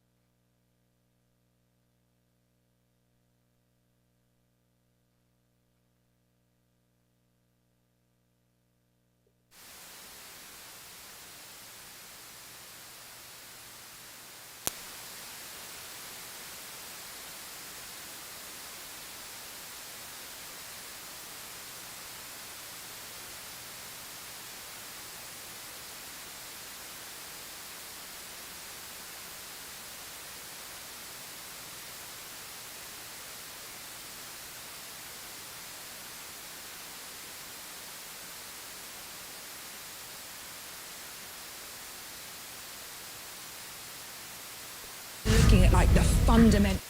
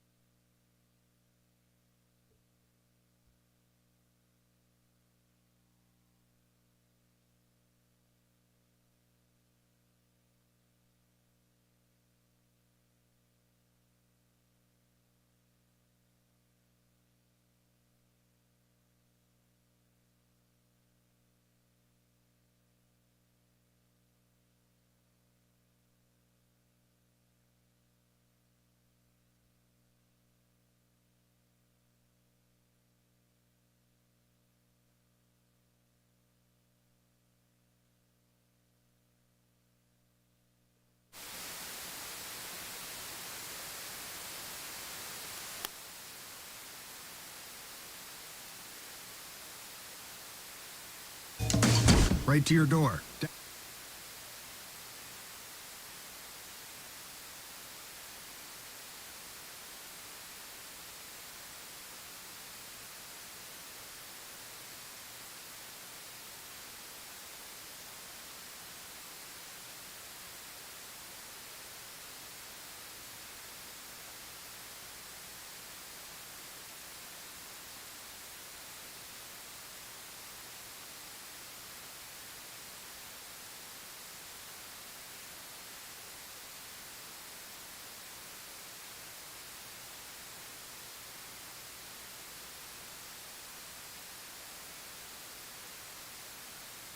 All right, so we're seeing a development there. It looked like that man in the black hoodie, black sweatshirt, I should say, is being released by officers. So we saw him being detained. We were questioning whether or not that was, in fact, the suspect. We should mention the suspect was wearing a white T-shirt, but there was some speculation as to, did the suspect have enough time to change clothes? There is this homeless community right next to this immediate area, so there were questions over, could this be the suspect? Could this not be the suspect? We haven't heard any confirmation from police sources, but just from what we're seeing on the ground there, them releasing indicative of the fact that that's not their guy. Perhaps they're still looking for their guy. As we've been mentioning, all we have to work with sometimes is the body language of officers. All right, so we're seeing a development there. It looked like that man in the black hoodie, black sweatshirt, I should say, is being released by officers. So we saw him being detained. We were questioning whether or not that was, in fact, the suspect. We should mention the suspect was wearing a white T-shirt, but there was some speculation as to, did the suspect have enough time to change clothes? There is this homeless community right next to this immediate area, so there were questions over, could this be the suspect? Could this not be the suspect? We haven't heard any confirmation from police sources, but just from what we're seeing on the ground there, them releasing him, indicative of the fact that that's not their guy. Perhaps they are still looking for their guy. As we've been mentioning, all we have to work with sometimes is the body language of officers when we're watching these situations unfold in real time. And right now, these officers really just hanging around. Doesn't look like there's any immediate threat in the area. That pursuit vehicle is somewhere in the wash underneath this freeway overpass. You see police still mingling around this area. You got to imagine they're still trying to find the suspect. It only adds a layer of confusion to this when you mix in the fact that there is a small homeless community in this area, not only in this cluster that you just saw on your screen, but there were several others. If the camera had been to pan more to the right, there are several more encampments in this area. So you got to imagine the police have some investigating to do. They have some searching. They have some conversations to be had with some of the folks that live in this area. But from what we're able to see from the sky, doesn't look like they have their suspect in custody. This suspect that was driving so dangerously through the streets of Southern California. We saw a lot of this chase happening through the community of Whittier, which is in the northern part of Orange County, basically, just about southeast of Los Angeles. I'm going to just let this image sit for a little bit. We're just going to continue watching as this helicopter stays ahead on this police activity.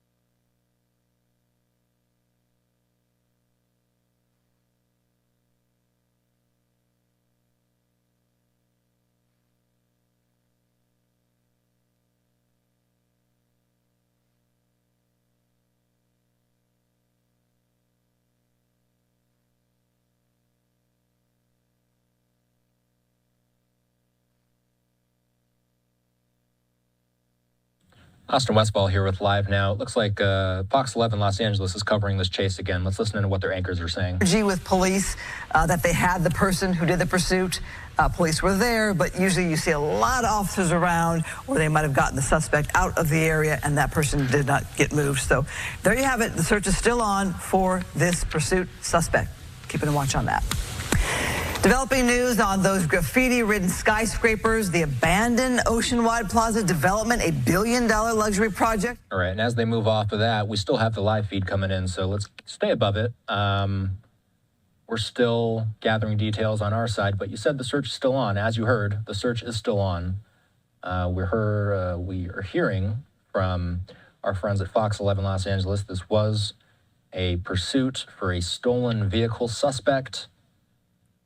And we did see a man getting detained at one point, and then they let him go. So the search continues, and it is getting dark in Los Angeles.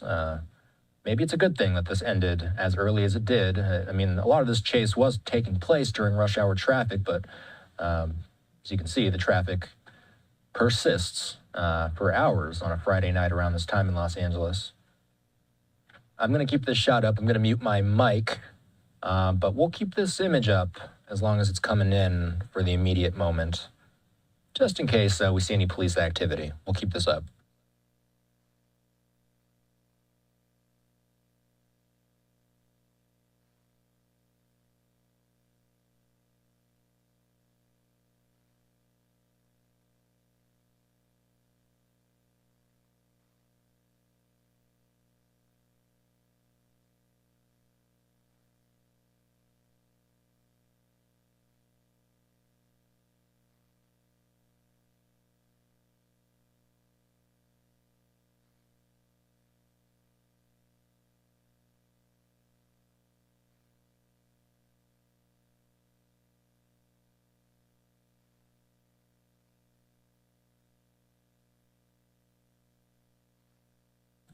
Fox 11 Los Angeles appearing to fly away from this situation. This search continues for this suspect. As far as the latest details we've heard, they're still looking for this guy.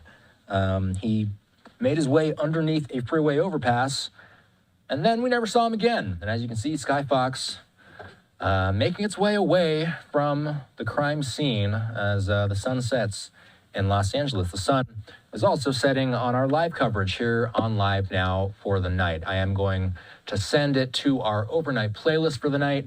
Be sure to watch us early tomorrow morning. Josh Breslow from our Orlando Bureau going to be bringing you the latest updates early in the morning tomorrow. And then me and my colleague, Corella Hara, will be in the anchor desk tomorrow afternoon as the South Carolina Democratic primary is taking place. We'll also keep all of our viewers up to date on everything that is Israel, Hamas, and Middle East related. Obviously, the big story of the day today was the U.S.'s retaliatory strikes in Iraq and Syria. We're going to be following those stories tomorrow. For now, though, I am going to send it to a commercial break, and then after that, you'll see our overnight playlist. Have a good night.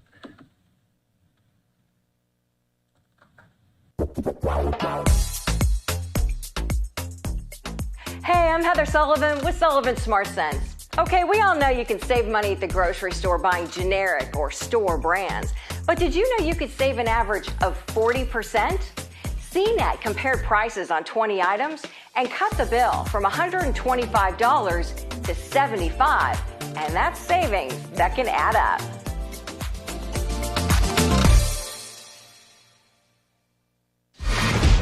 If you are relying on Amazon reviews to help you decide on a purchase, heads up. According to FakeSpot, the following categories are the most likely to have bogus or biased feedback: watches, Christmas decor, watch bands, sweaters, and pullovers. But the top spot for fake reviews? Slippers. FakeSpot says 71% on Amazon have fake reviews, with thousands of products and barely any name brands. I'm Steve Noviello. That's my 2 cents. Spend it wisely. Buying a house, there are some red flags to be aware of. Cracks in the foundation, outdated electrical can be very expensive fixes, so make sure you get estimates for repairs from your own folks during the option period. Watch for standing water on the lawn, moldy smells, and deferred maintenance. And inside, is there just one wall that seems to have been freshly painted? It may be due to a major repair, which should be disclosed. I'm Steve Noviello. That's my 2 cents. Spend it wisely. Hey, it's Dr. Mike. A new study found that hangovers will really get you in your mid-30s. Now, I don't like to see anyone at any age drink too much, but the older you get, the more likely you're going to suffer after drinking too much. Take plenty of fluids, stay off the highways. I'm Dr. Mike Sirigliano with the Fox Medical Team.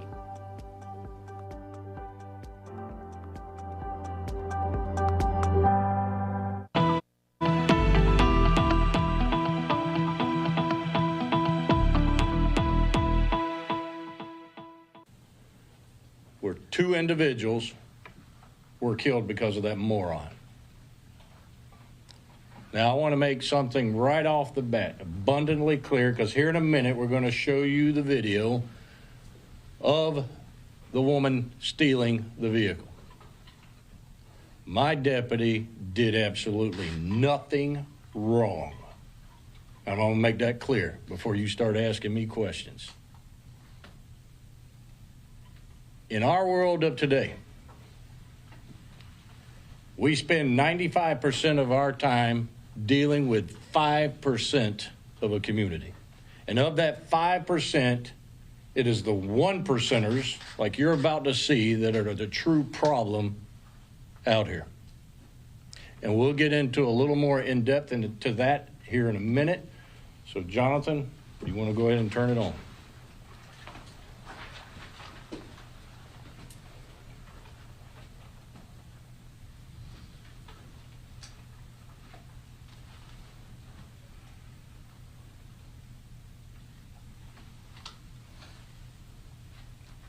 It's going, John.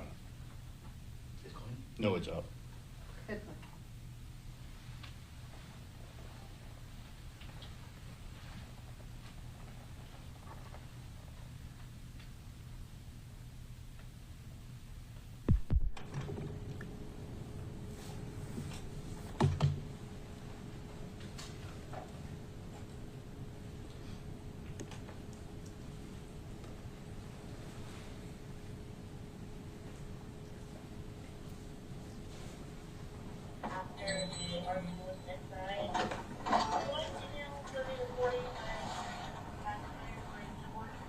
I'll go right in back. No.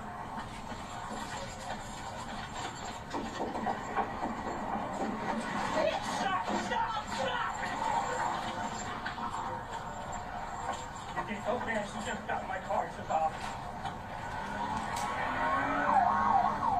Eastbound on Highway 4000 substation. Now, for those of you that do not know, and a lot of individuals that are viewing right now, give you a little what the call was. Suspicious incident.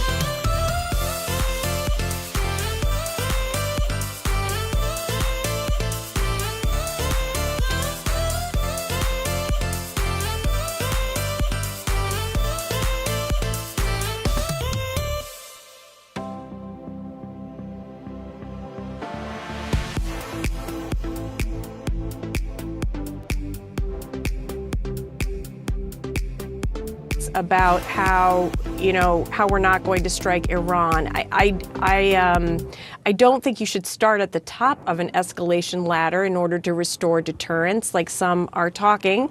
You start at the bottom and work your way up until you hit the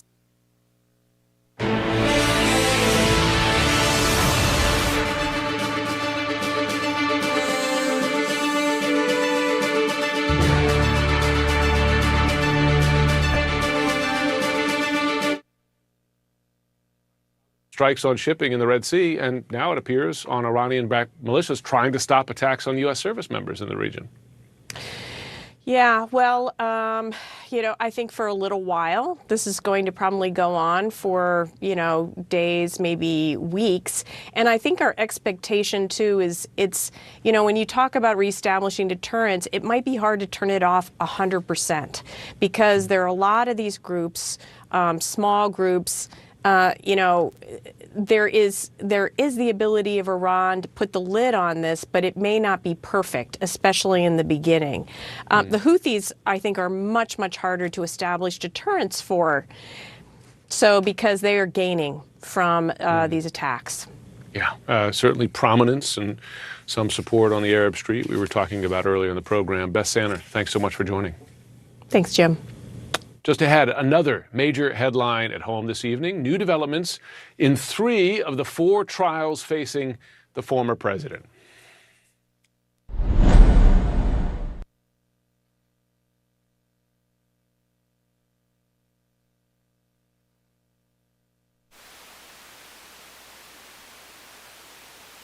To the area on Sunday due to the saturated soils from the rainy periods of January. Spotter and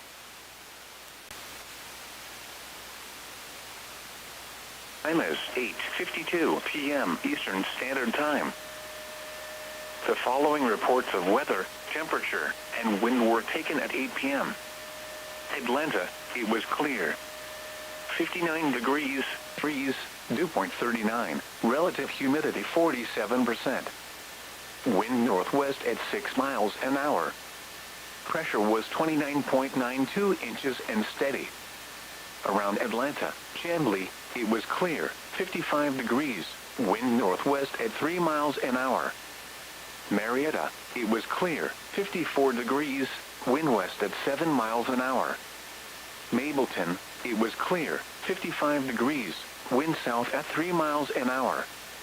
Peachtree City, it was clear, 50 degrees, wind calm.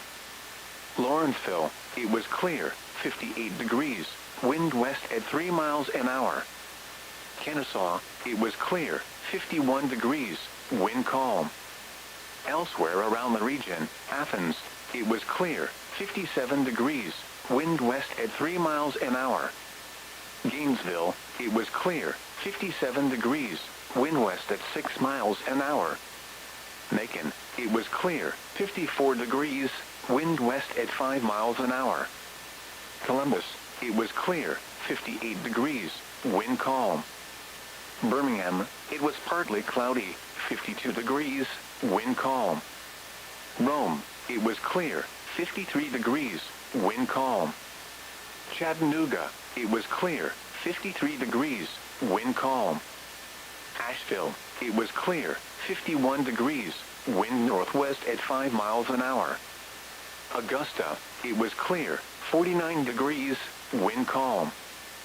St. Simon's Island, it was clear, 54 degrees, wind calm. Here is the official forecast from your National Weather Service for the Atlanta listening area. This afternoon, sunny. Highs in the upper 60s.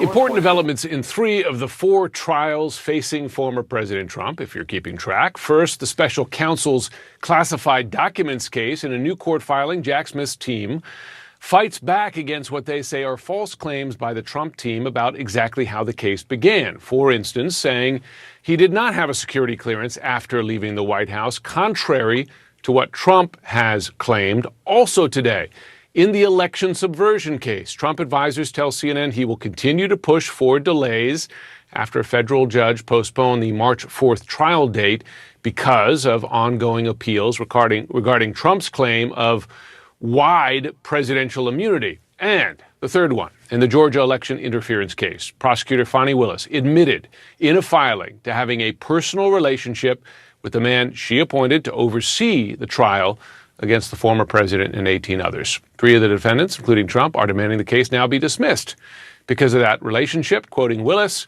while the allegations raised in the various motions are salacious and garnered the media attention they were designed to obtain, none provide this court with any basis upon which to order the relief they seek. Here to talk about this, senior legal analyst Ellie Honig, former federal prosecutor. Ellie, good to have you. It's a lot to go through. Let's begin, if we can, on the documents case.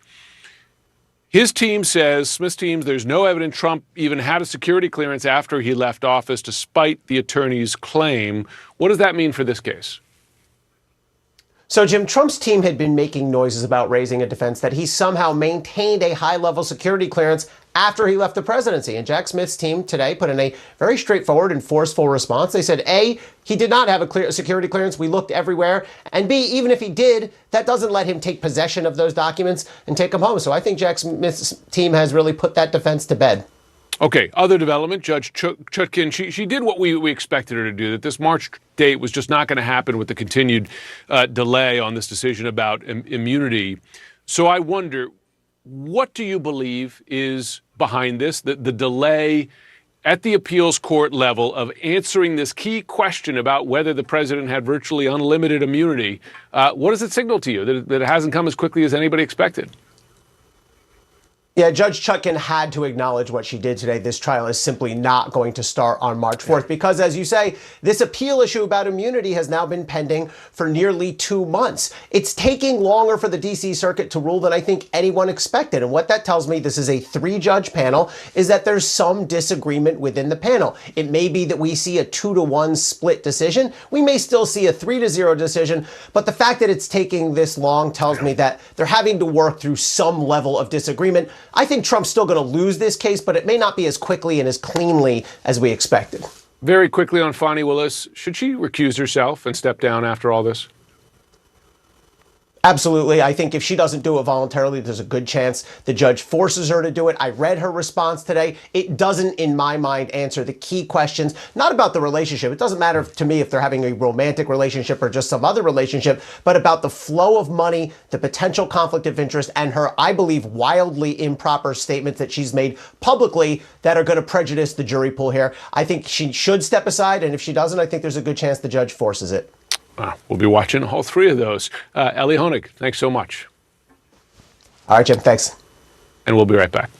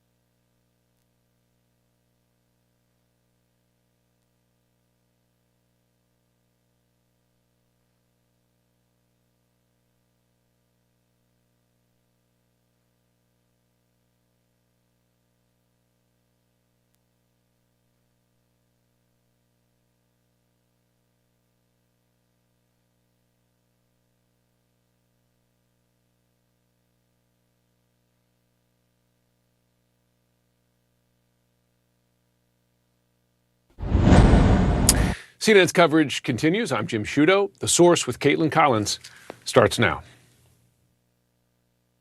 I'm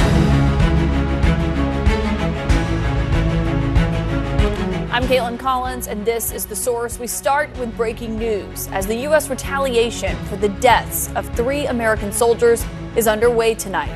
The U.S. hitting more than 85 targets in Iraq and Syria against Iranian-backed militias. B-1 bombers flying nonstop from an Air Force base in Texas, ultimately striking 7 facilities in a mission that the White House says was successful, but also not over yet. It is without a doubt a sharp escalation of the war in the Middle East. Those bombers in the air today as President Biden was attending the dignified transfer for those 3 soldiers at Dover Air Force Base. We start with team coverage tonight. Oren Lieberman is at the Pentagon, retired Air Force Colonel Cedric Layton in Washington, and Nick Robertson is in Tel Aviv.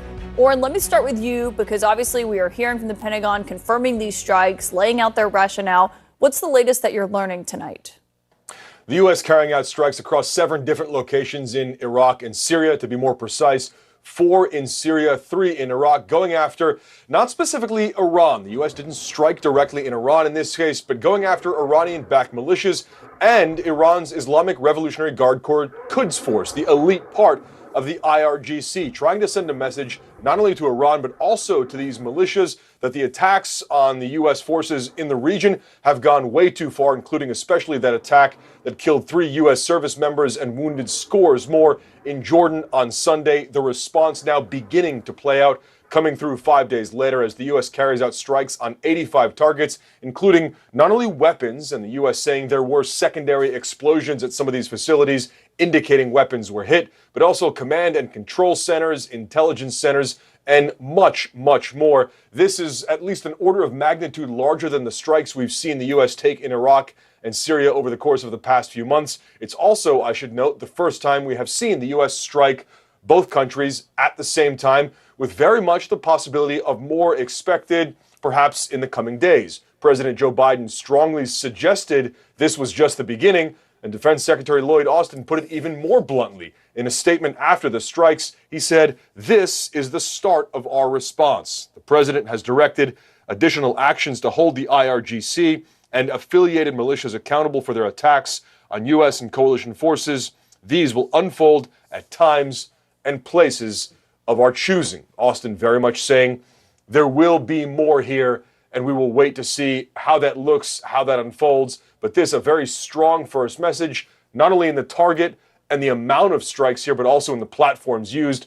B-1 heavy bombers, much more significant in terms of the payload and the bombs they're able to carry, the missiles as well, than the fighter jets the U.S. normally uses to carry out these sorts of strikes. Following that, in a briefing, the U.S. says they're confident in the targets they hit and the effect that the strikes have had. They say there are likely members of the militia who were killed here, but for that, we'll need a battle damage assessment, which could start to come together once it's daytime in the Middle East, Caitlin. Okay, and we'll stand by for that. Oren Lieberman at the Pentagon, thank you. Up next to Nick Robertson, who is live in Tel Aviv tonight. Nick, obviously Iran notably said this week, after those 3 soldiers were killed last Sunday, that they did not want war. The U.S. was clearly trying to send a message to Iran with this. So what do we know about how they're responding?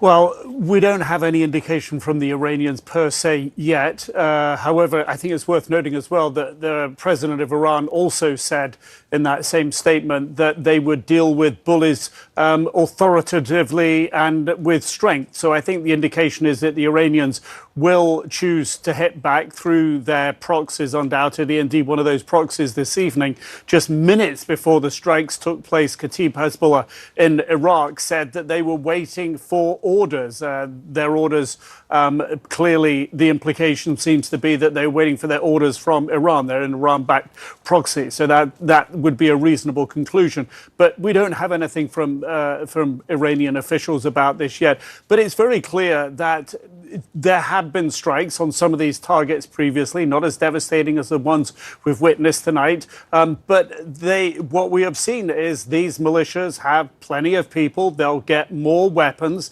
They believe that they're in a fight with the United States. Iran may not be, but they are through their proxies, and their proxies believe they're engaged in that fight with the United States. So they will continue, and I don't think there's any doubt about that. When they will restart, with what kind of force, what they will target, we don't know.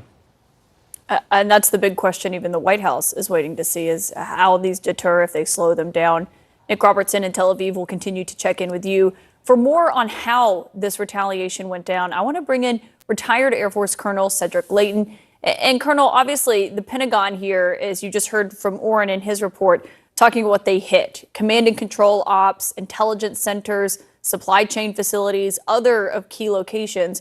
But what can you tell us about where they struck and just how active the militias are in these areas?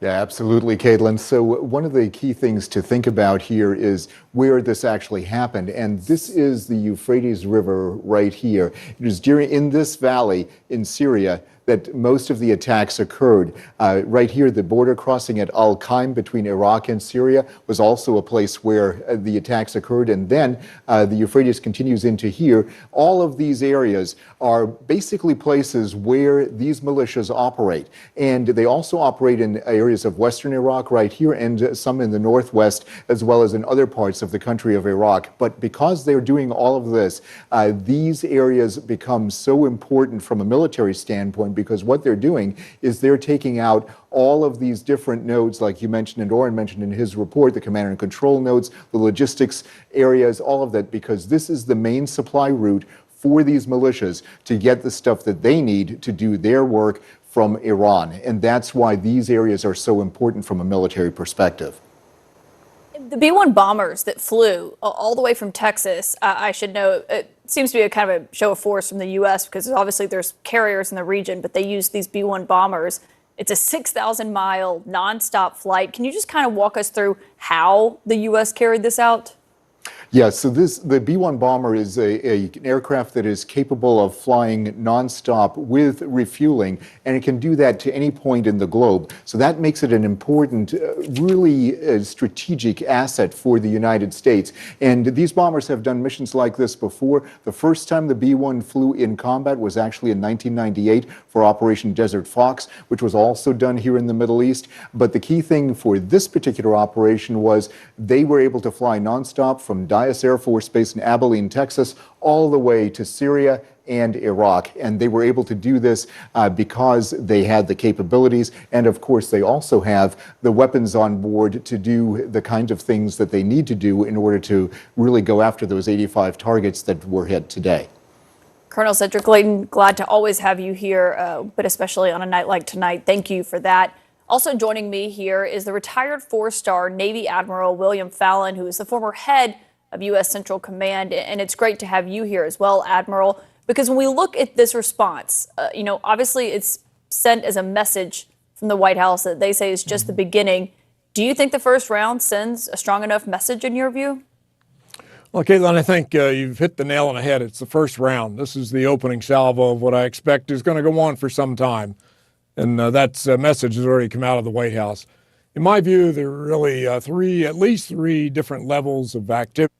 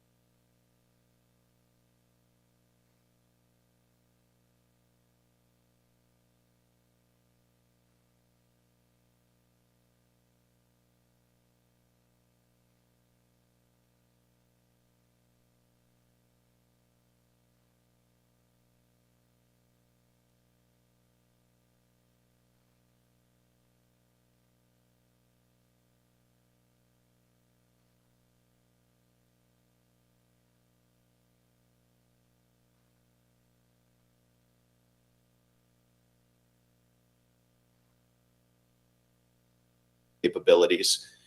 In particular, they can take out the Gulf's oil facilities. We're talking about 30% of the world's reserves. They could close it down in 24 hours with missiles. They hit Abqaiq, a Saudi facility, in 2015. It was a very accurate attack, very damaging. So if we get into an escalation, this is going to get really ugly. It kind of feels like we're in that escalation. I mean, with this is obviously an escalation in and of itself, but how do we know, as the U.S. is inching closer, how do we know when that's happened? Well, one thing is the Iraqis, some of the positions we hit, the Iraqis are describing as almost their National Guard positions. The Hashd al-Shabi is what they call it. So are the Iraqis going to throw us out of Iraq? I don't know that they are, but they're certainly complaining a lot. There's nothing the Syrian government can do. And the Iranians are continuing to supply Hezbollah and encouraging it to attack northern Israel. I think what the escalation would look like is if Lebanon is drawn into this war very seriously. And you believe all of this goes back to what we're watching happening in Gaza? Oh, absolutely. The Iranians are allied with Hamas. Hamas could exist without the Iranians, but the Iranians are definitely behind them. And I think the Iranians look at this as a great opportunity to spread their influence across the Middle East, the Gulf, Yemen, everywhere else. And right now they are looking like, as I wrote in my book, a superpower, at least in the Middle East. Bob Baer, I have a feeling we're going to be talking a lot. Thanks for coming on tonight and joining us. And on a solemn note, just hours before these strikes happened, the remains of those 3 Army reservists who were killed in the deadly drone strike in Jordan were returned to the United States. Under a somber gray sky, President Biden, the First Lady, top Pentagon leaders stood silently in the receiving line for the dignified transfer at Dover Air Force Base. With their hands over their hearts or raised in salute, they stood as those flag-draped cases of Sergeants William Rivers, Kennedy Sanders, and Breonna Moffett were ceremonially moved from a plane to a waiting vehicle. Beforehand, the president, I should note, met with their grieving families in a private room. For President Biden, this now marks the second dignified transfer of his presidency.